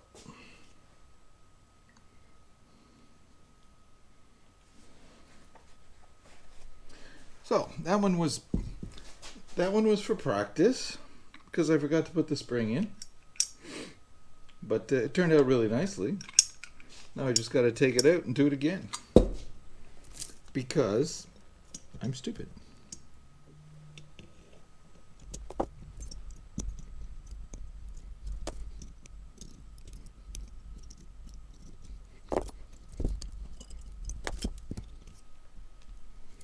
But now we know exactly what the right length for this staple is, so we can make some more of those.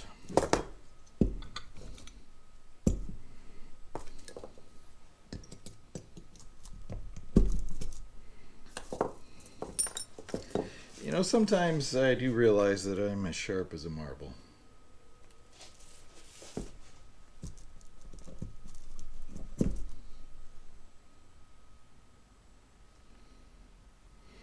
Clutch lever uses a spring. You see the broken ones lying around here. I don't think I have a good one out. There's one that's all right. See if I have some new ones.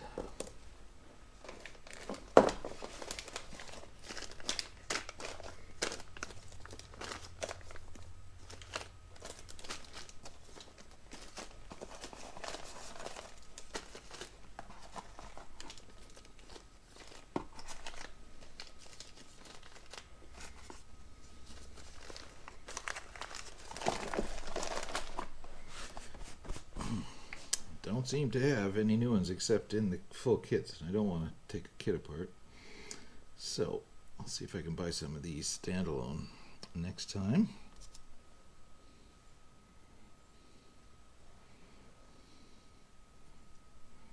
So that goes on here.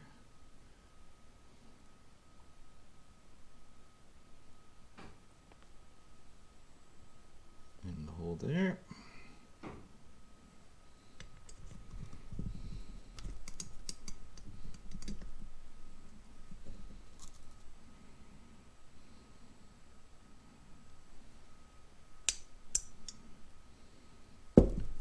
There we go. That's on the spring now.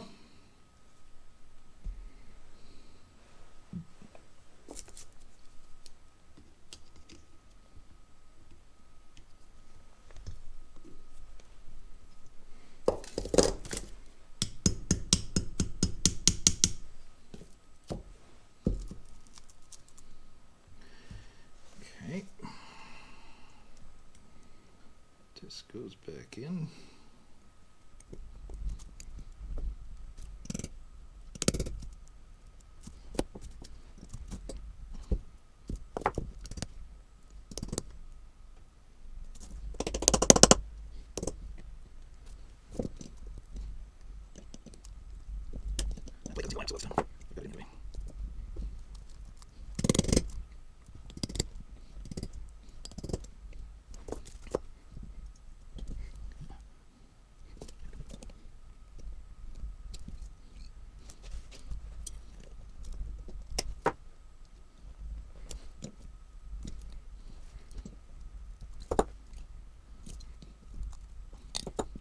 Pretty close.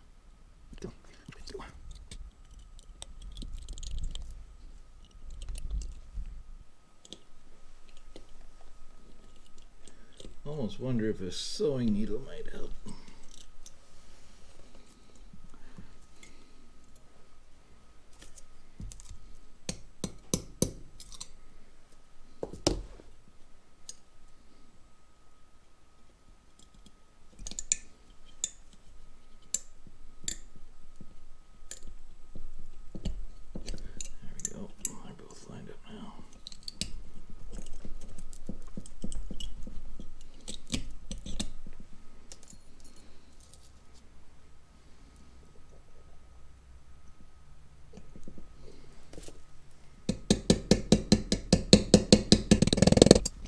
Nice.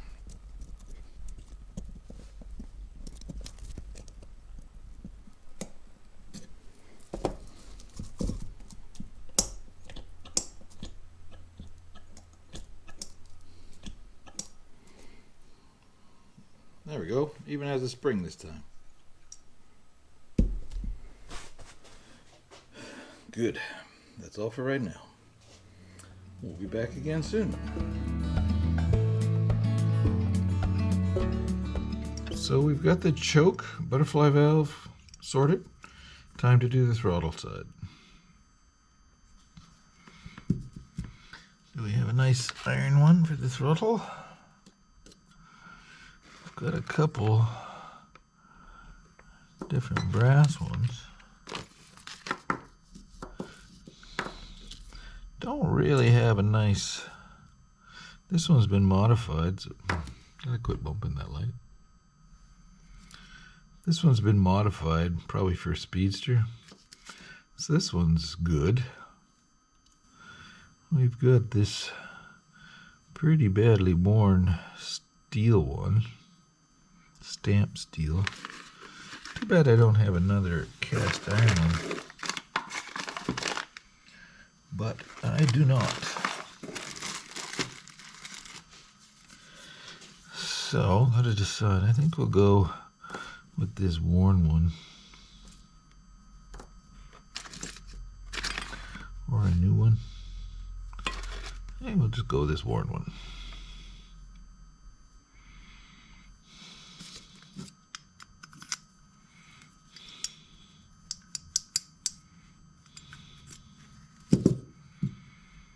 So, just gotta clean it up.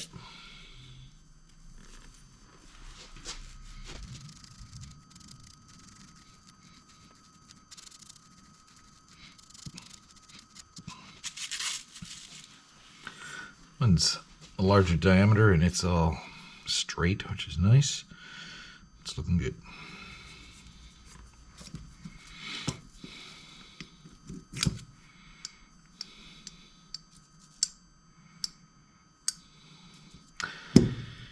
So disc is ready. We just need to make another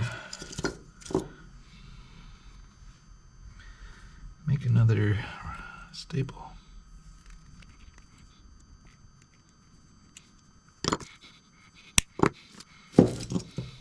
No spring on this one.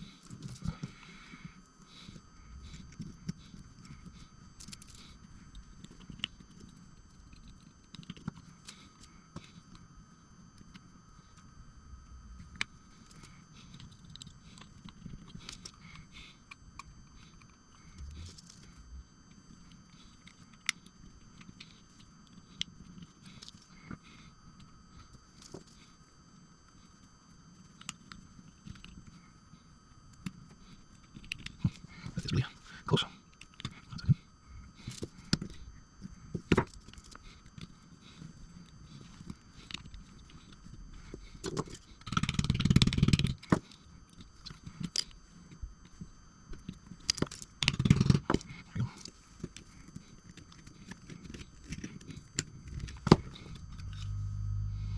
There.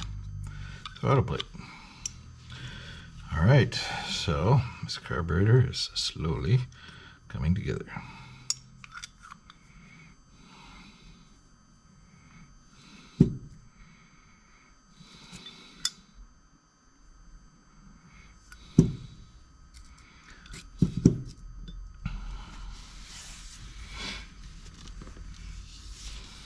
Now on the top side,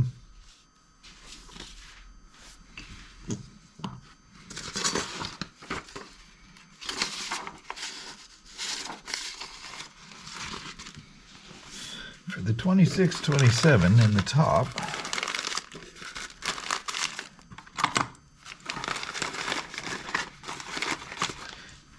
it has a universal joint lever. I believe it's supposed to have a felt here to hold oil as well, and a special nut that goes into. We cannot use the standard earlier needle.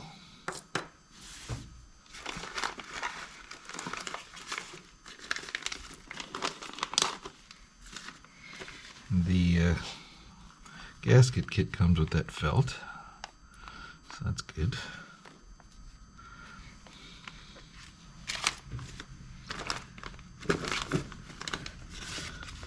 Special nut. I don't think that's it.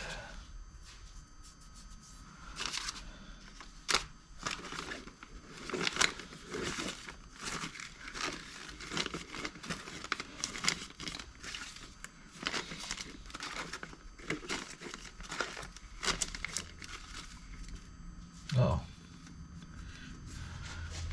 I do have some springs. Oh well.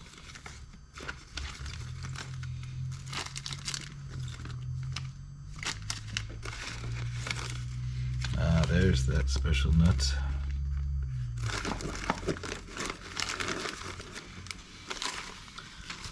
There's that special nut.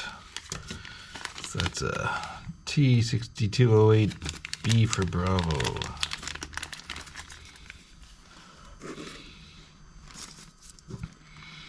That's gonna go in there. Wonder if it's got a gasket. It does. It does have a gasket.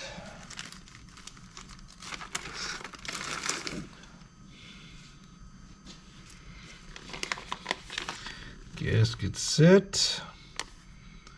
This one's good to 26, 6200 NH. Makes sense. It's got the felt. Is there a different version? The gaskets that I should use?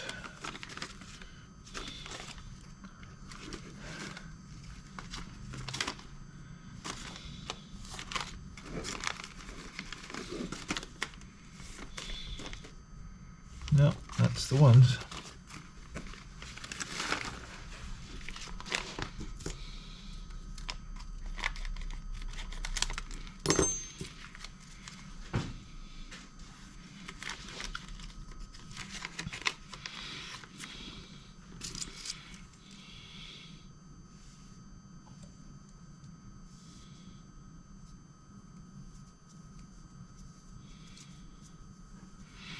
The felt goes up in here to hold oil and keep out dirt.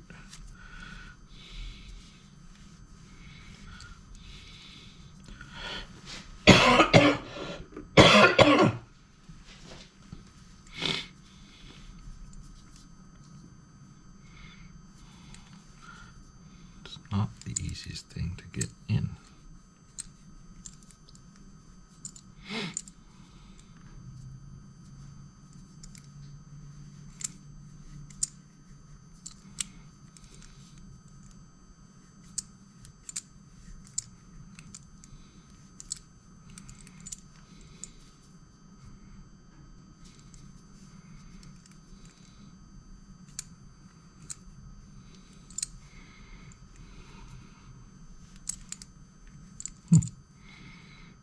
Need some genius methods to get that in there.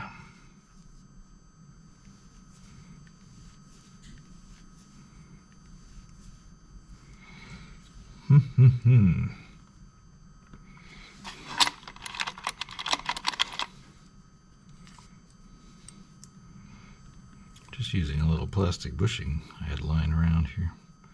See if that helps. She's not wanting to go.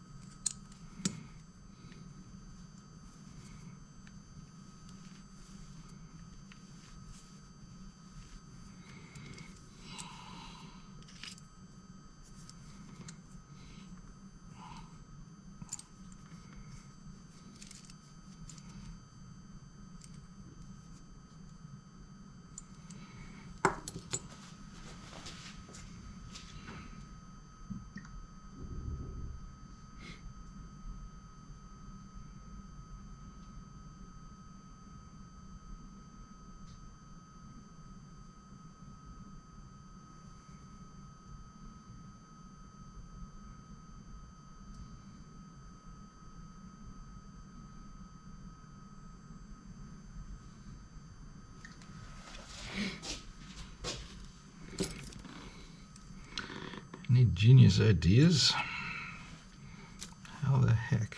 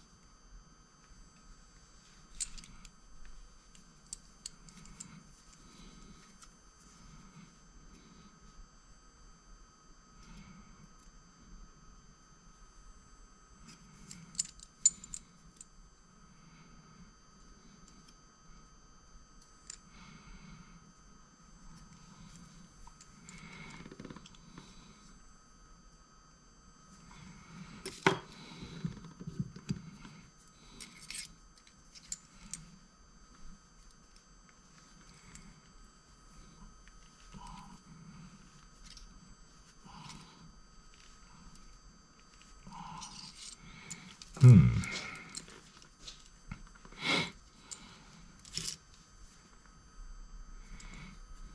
want to tear it.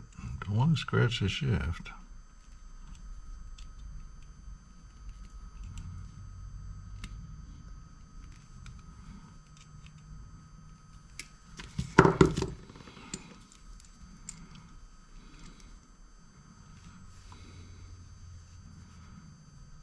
Oh, that is hard to get in there.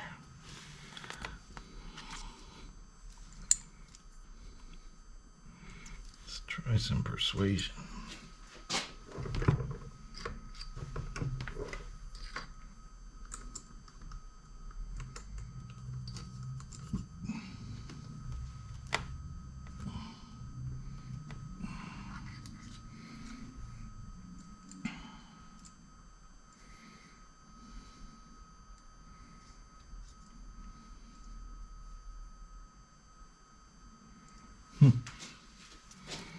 I am pretty stumped at the moment.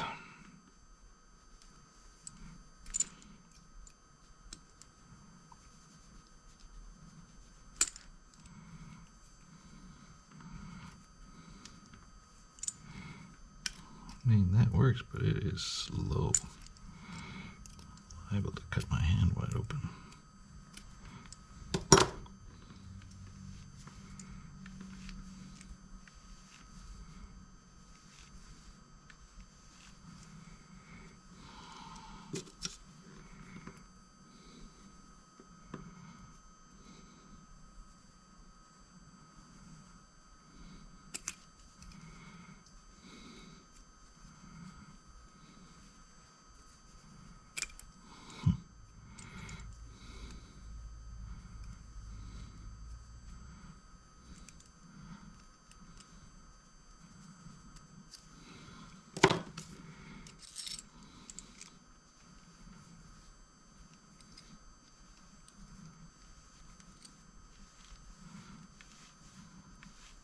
Okay, we got the thread started.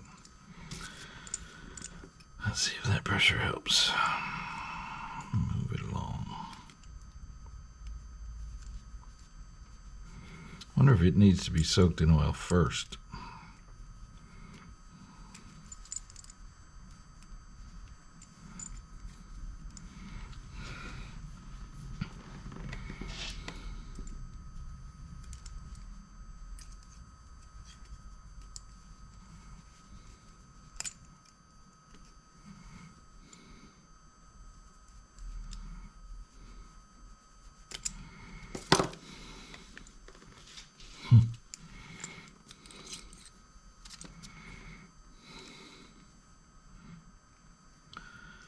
Still got a ways to go.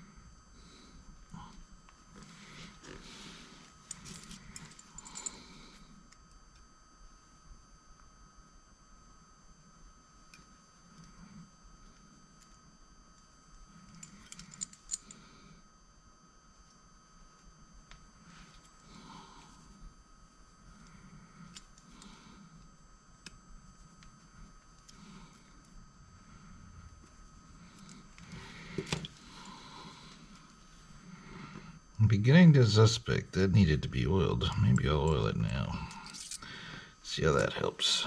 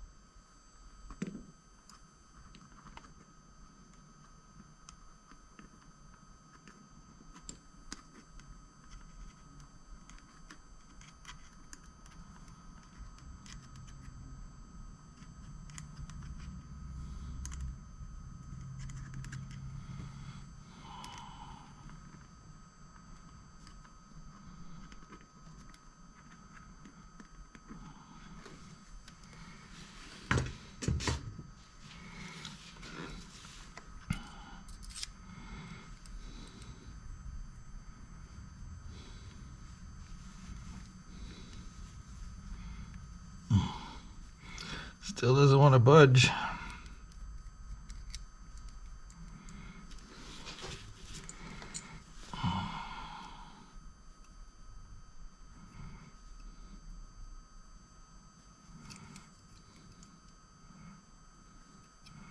But at least now my hands are all oily and I can't grab anything. At least there's that.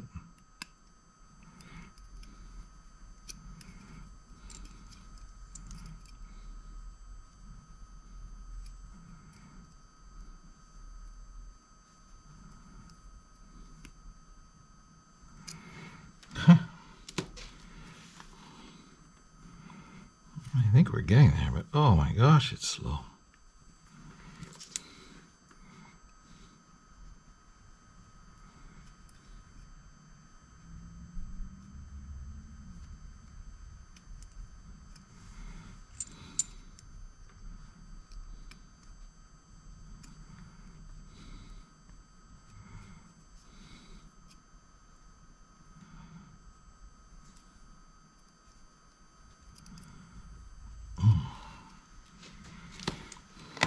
I do not know what the secret is. Let's try a bit more force.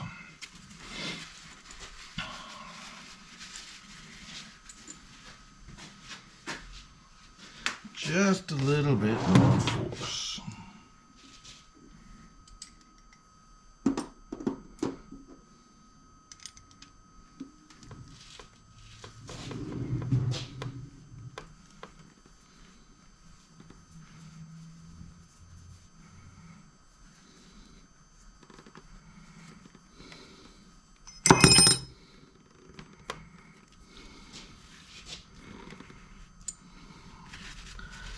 Made some progress.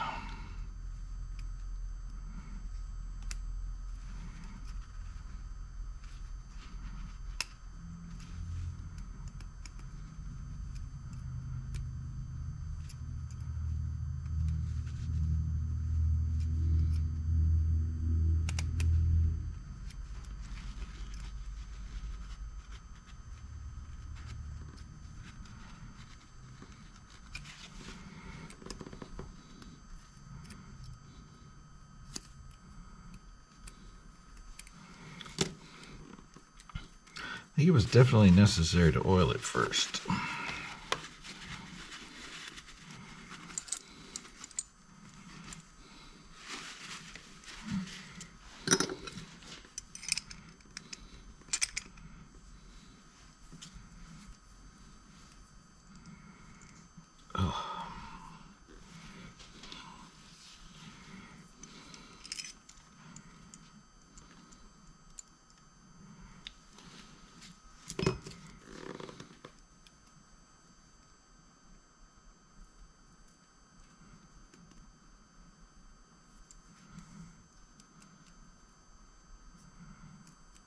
I think I finally got it.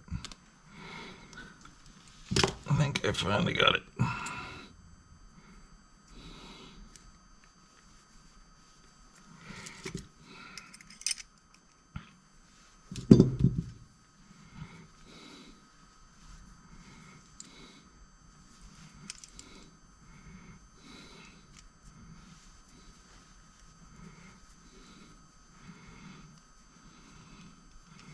Holy moly.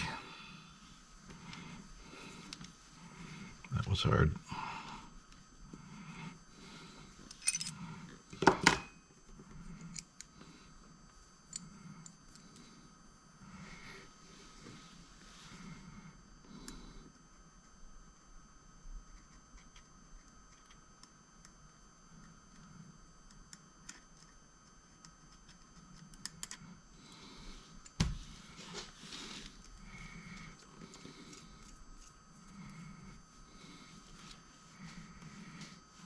Okay.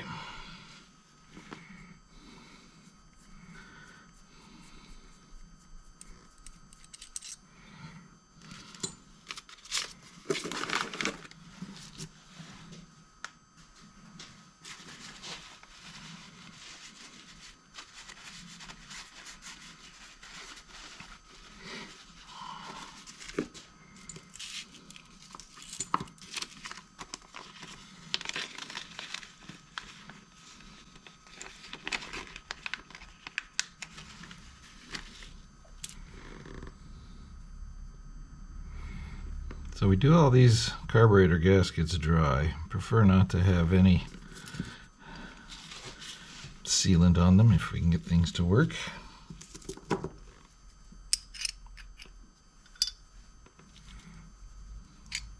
That one does not feel like it's going down.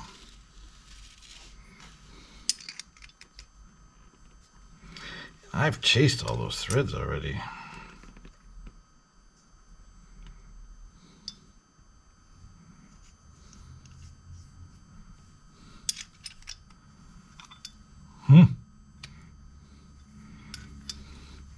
Well, that's going to need some attention. We'll leave that for another time.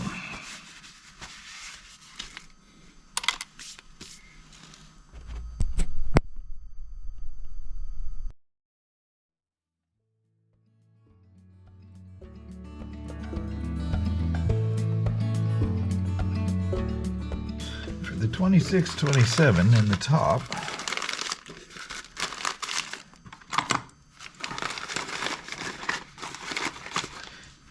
it has a universal joint lever. I believe it's supposed to have a felt here to hold oil as well, and a special nut that goes into. We cannot use the standard earlier needle.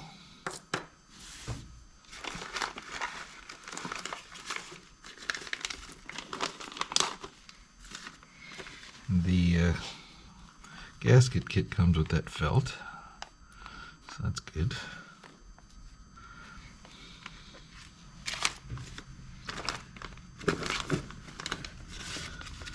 Special nut. I don't think that's it.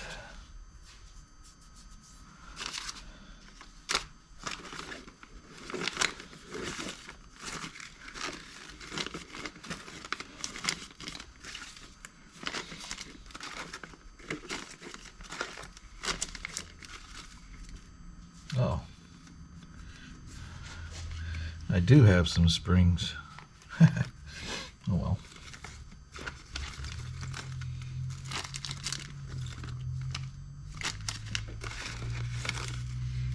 There's that special nut.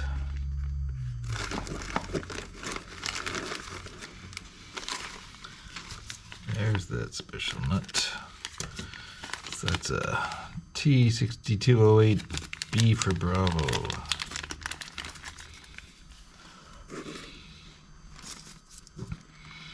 That's gonna go in there. Wonder if it's got a gasket. It does. It does have a gasket.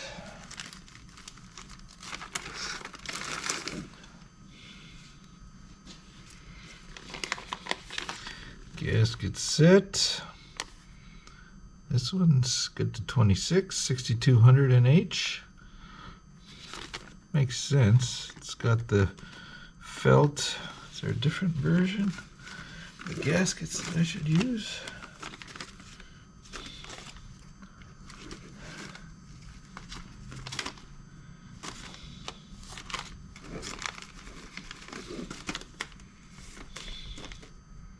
No, that's the ones.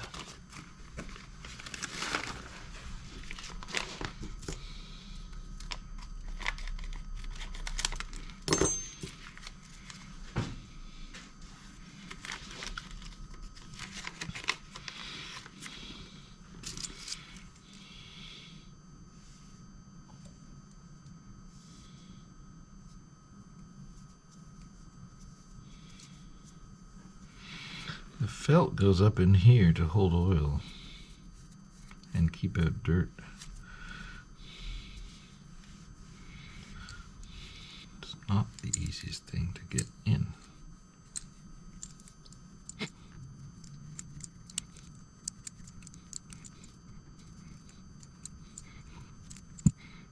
Need some genius methods to get that in there.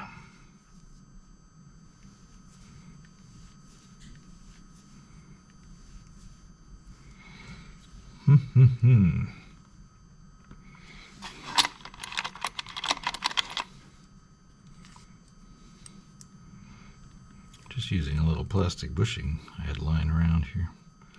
See if that helps. She's not wanting to go.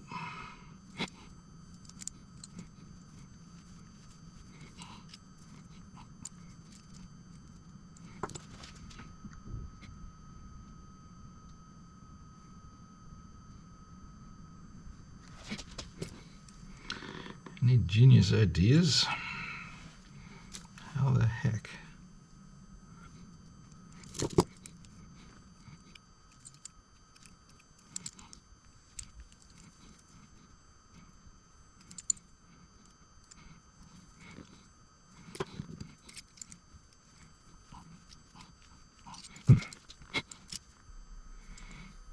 Don't want to tear it. Don't want to scratch the shaft.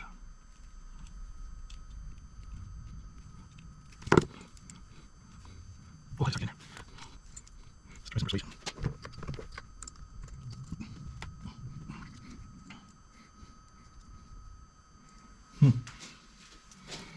I am pretty stumped at the moment.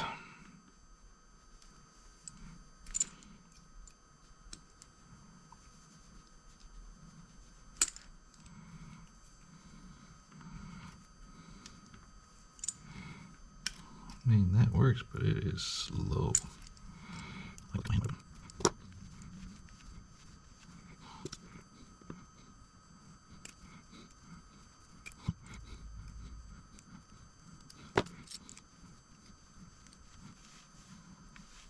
Okay, we got the thread started. Let's see if that pressure helps. Move it along. Wonder if it needs to be soaked in oil first.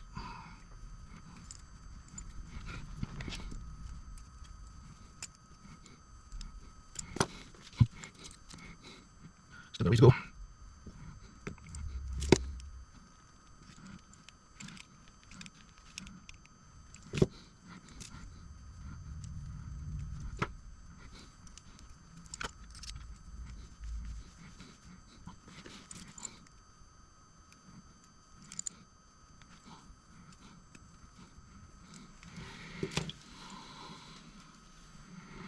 I'm beginning to suspect that needed to be oiled. Maybe I'll oil it now. See how that helps.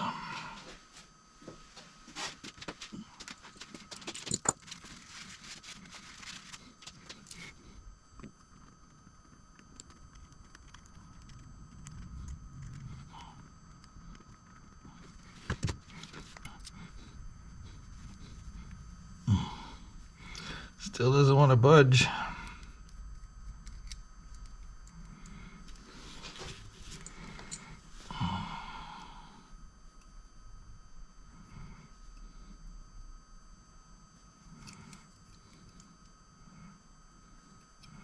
But at least now my hands are all oily and I can't grab anything. At least there's that.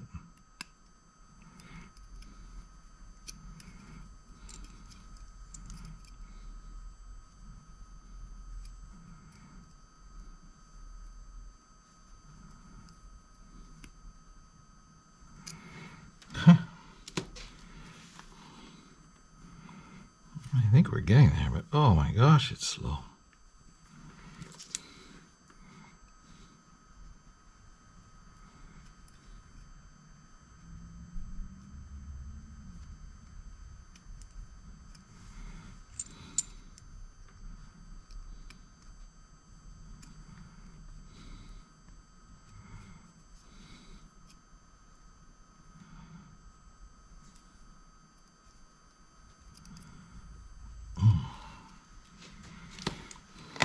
I do not know what the secret is. Let's try a bit more force.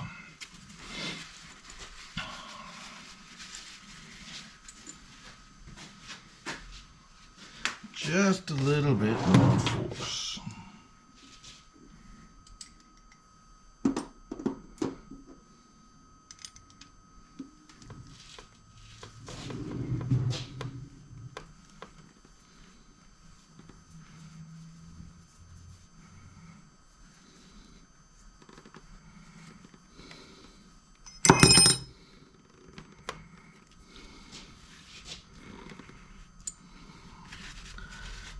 Made some progress.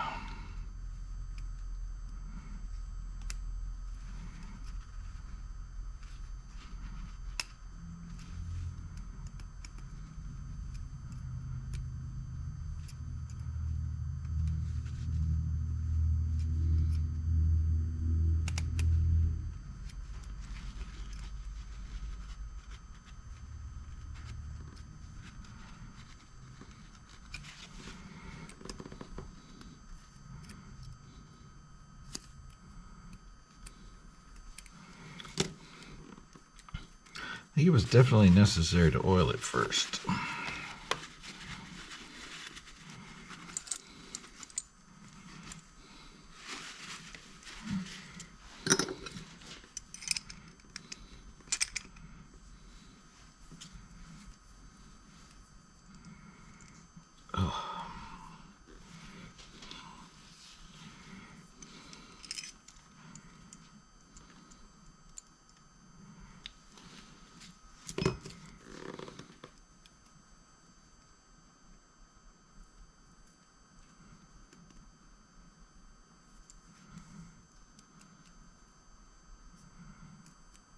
I think I finally got it.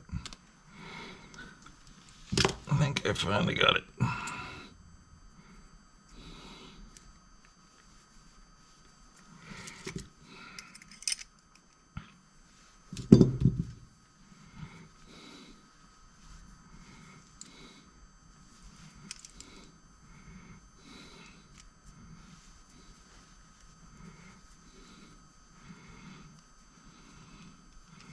Holy moly.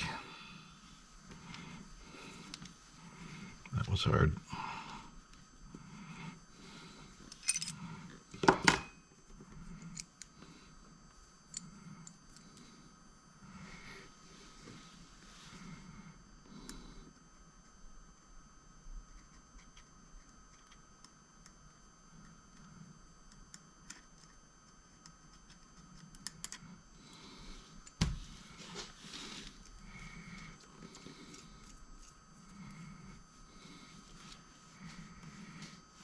Okay.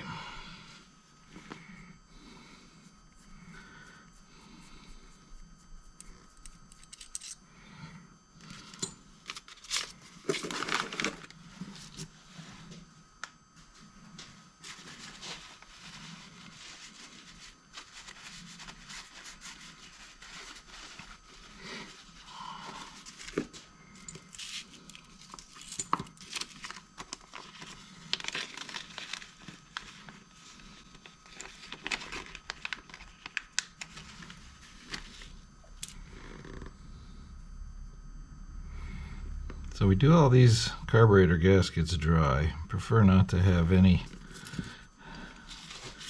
sealant on them if we can get things to work.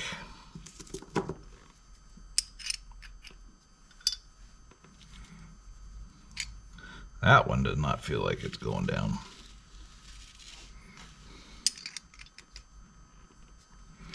I've chased all those threads already.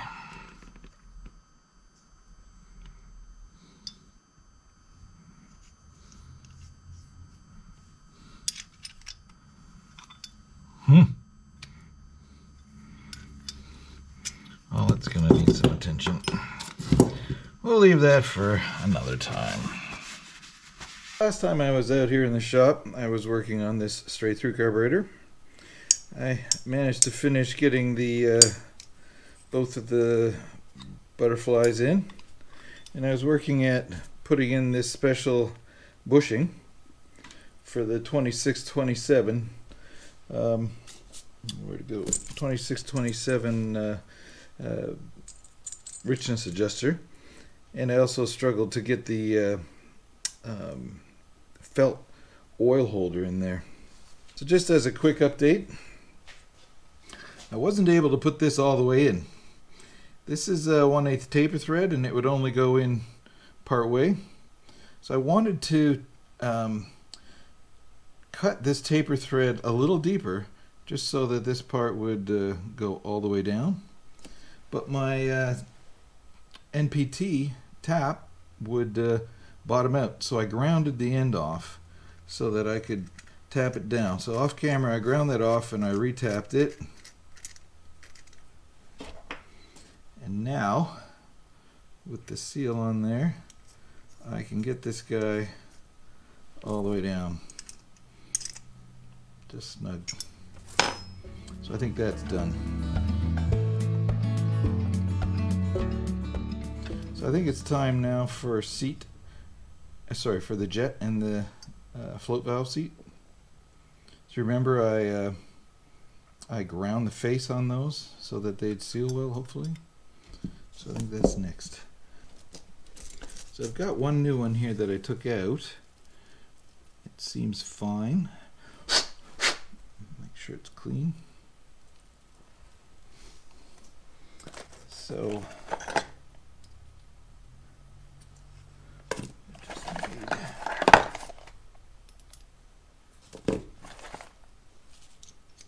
there we go. That's the install driver that my brother made for me.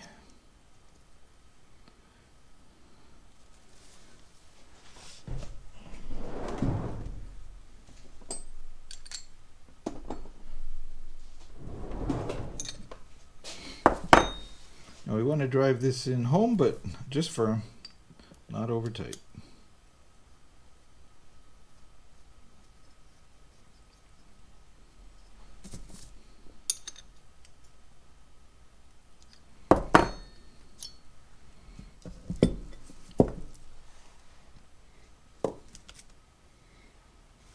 Next is, need a gasket.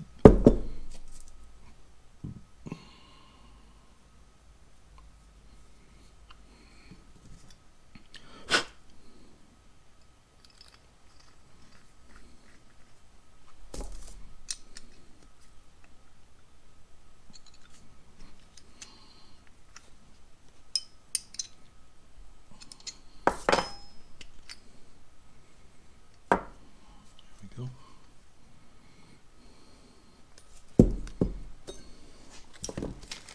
Now it's time for the float.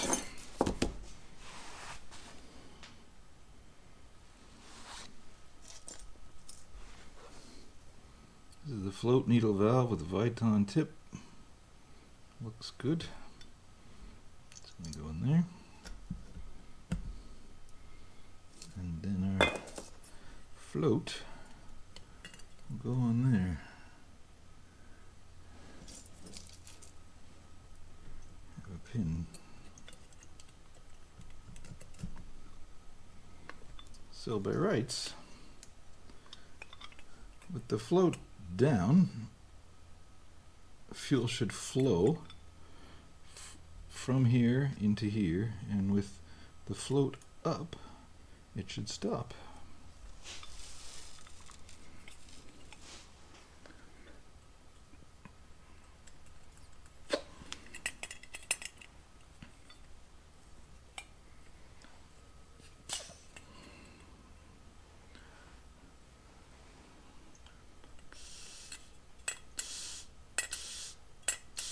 That seems to work fine. Now there's a precise measurement for the up position. 15/64ths. 15/64ths.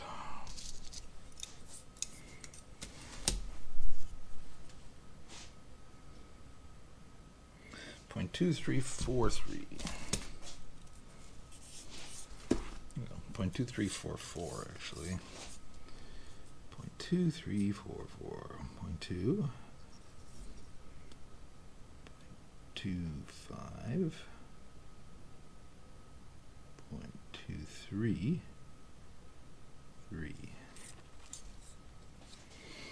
So that's the distance, the dimension here. And this is closed. So this one definitely does not, it hits the stop way too soon. See that?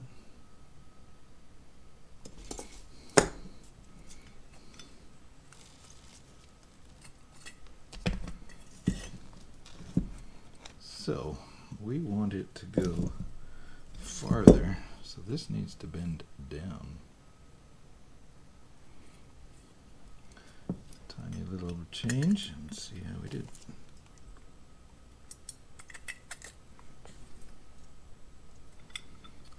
Whoa, I'm too far. Looks like it. Yep. Bent that too far. It's very sensitive. Tiniest bit of bend is enough.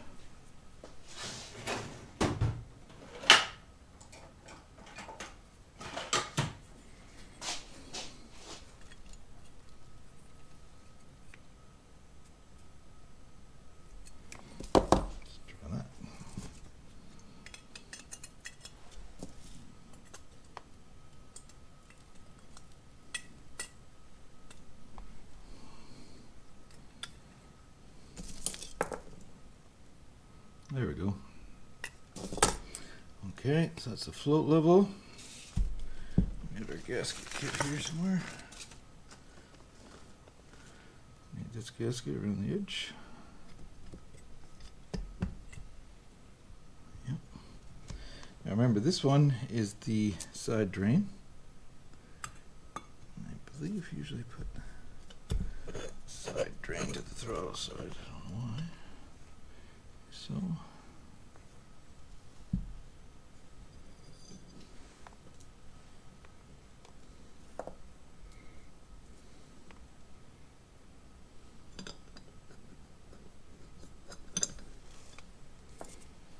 we need a center drain plug.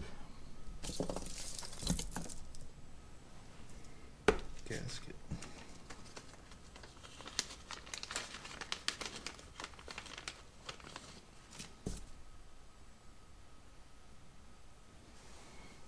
Center drain plug gasket.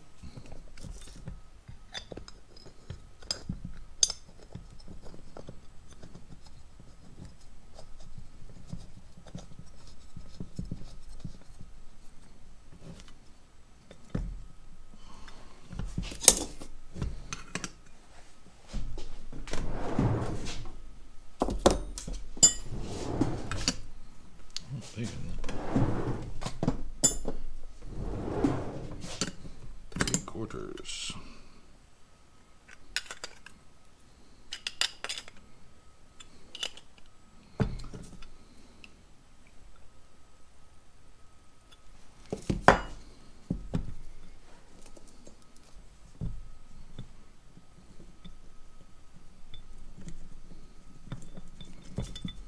Suppose I should clean that up, huh?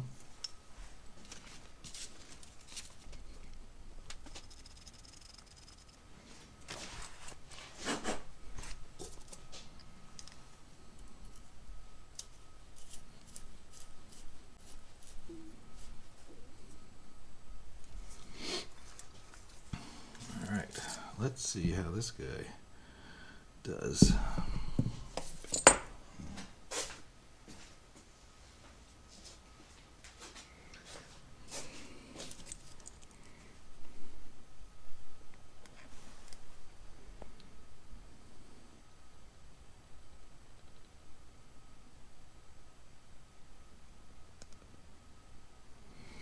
Adding some oil to the felt for the threads. So this should bottom out. Needle on main jet seat. There we go. 1.5 turns. Well, there we have it.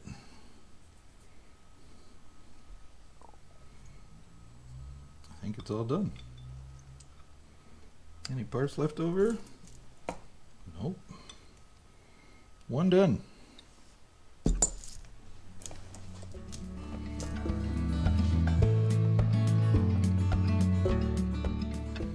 Next one is this conventional NH center drain. So I do have bowls for it. So this one's been sleeved, as you recall. So if we start again at the choke, This is a newish choke lever.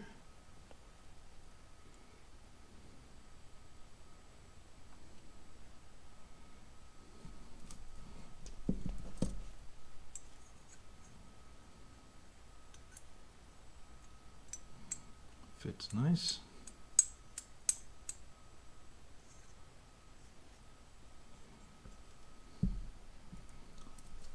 It's already got spring in there. Now this one we did not have discs for. So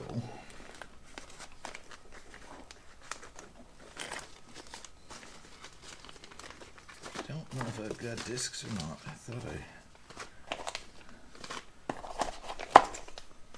acquired some, but maybe not.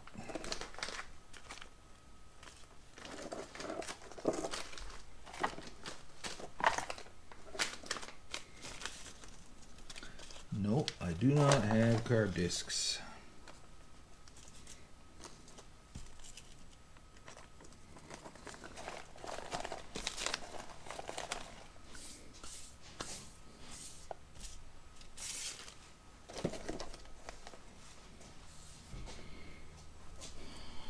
So I do not have butterfly discs for this carb.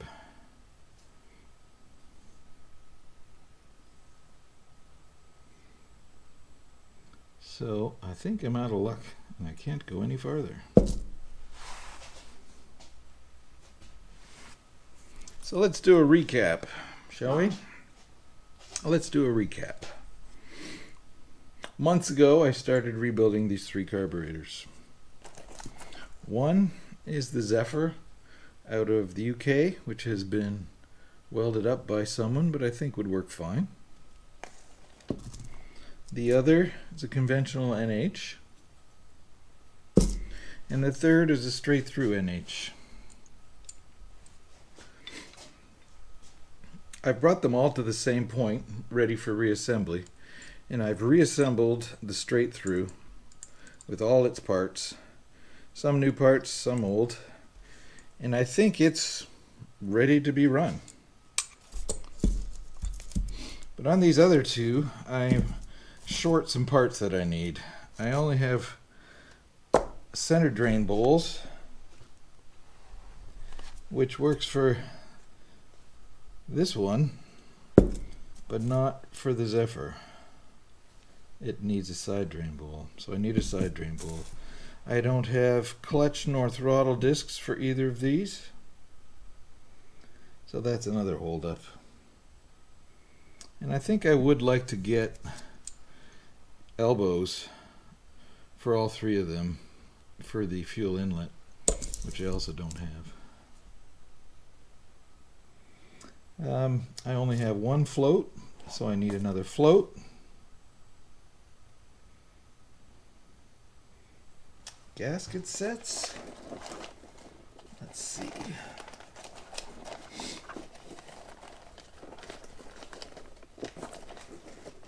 I have 2 gasket sets, so that's good. We're all set there.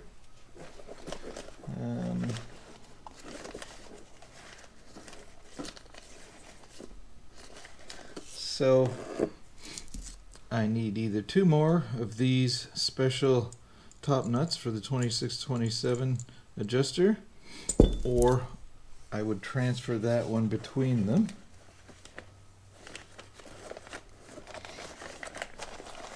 So I should probably get those.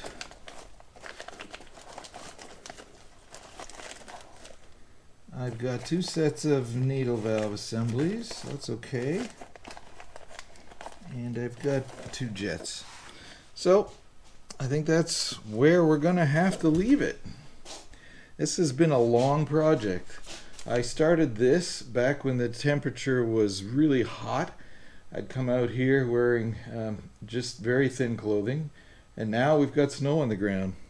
It's not that big a project to rebuild these carburetors, but I only got an hour here and an hour there over those many weeks to get this far along. But I do have one of the 3 complete, It's a straight through, which I've never run on my car and may provide me with a little bit extra horsepower. So on a future video, I look forward to installing this and running it and see how it does. So that's where my unscripted carburetor rebuild marathon video ends. Thanks for joining me out here in the garage, and maybe we can do something like this together again soon. Cheers from Flivver Channel. Good night. Thanks for watching to the end. I hope you found something helpful in the video, or at least found something amusing when you saw me messing stuff up. Please let me know in the comments if you like this kind of video, so I know whether to make more like this or not.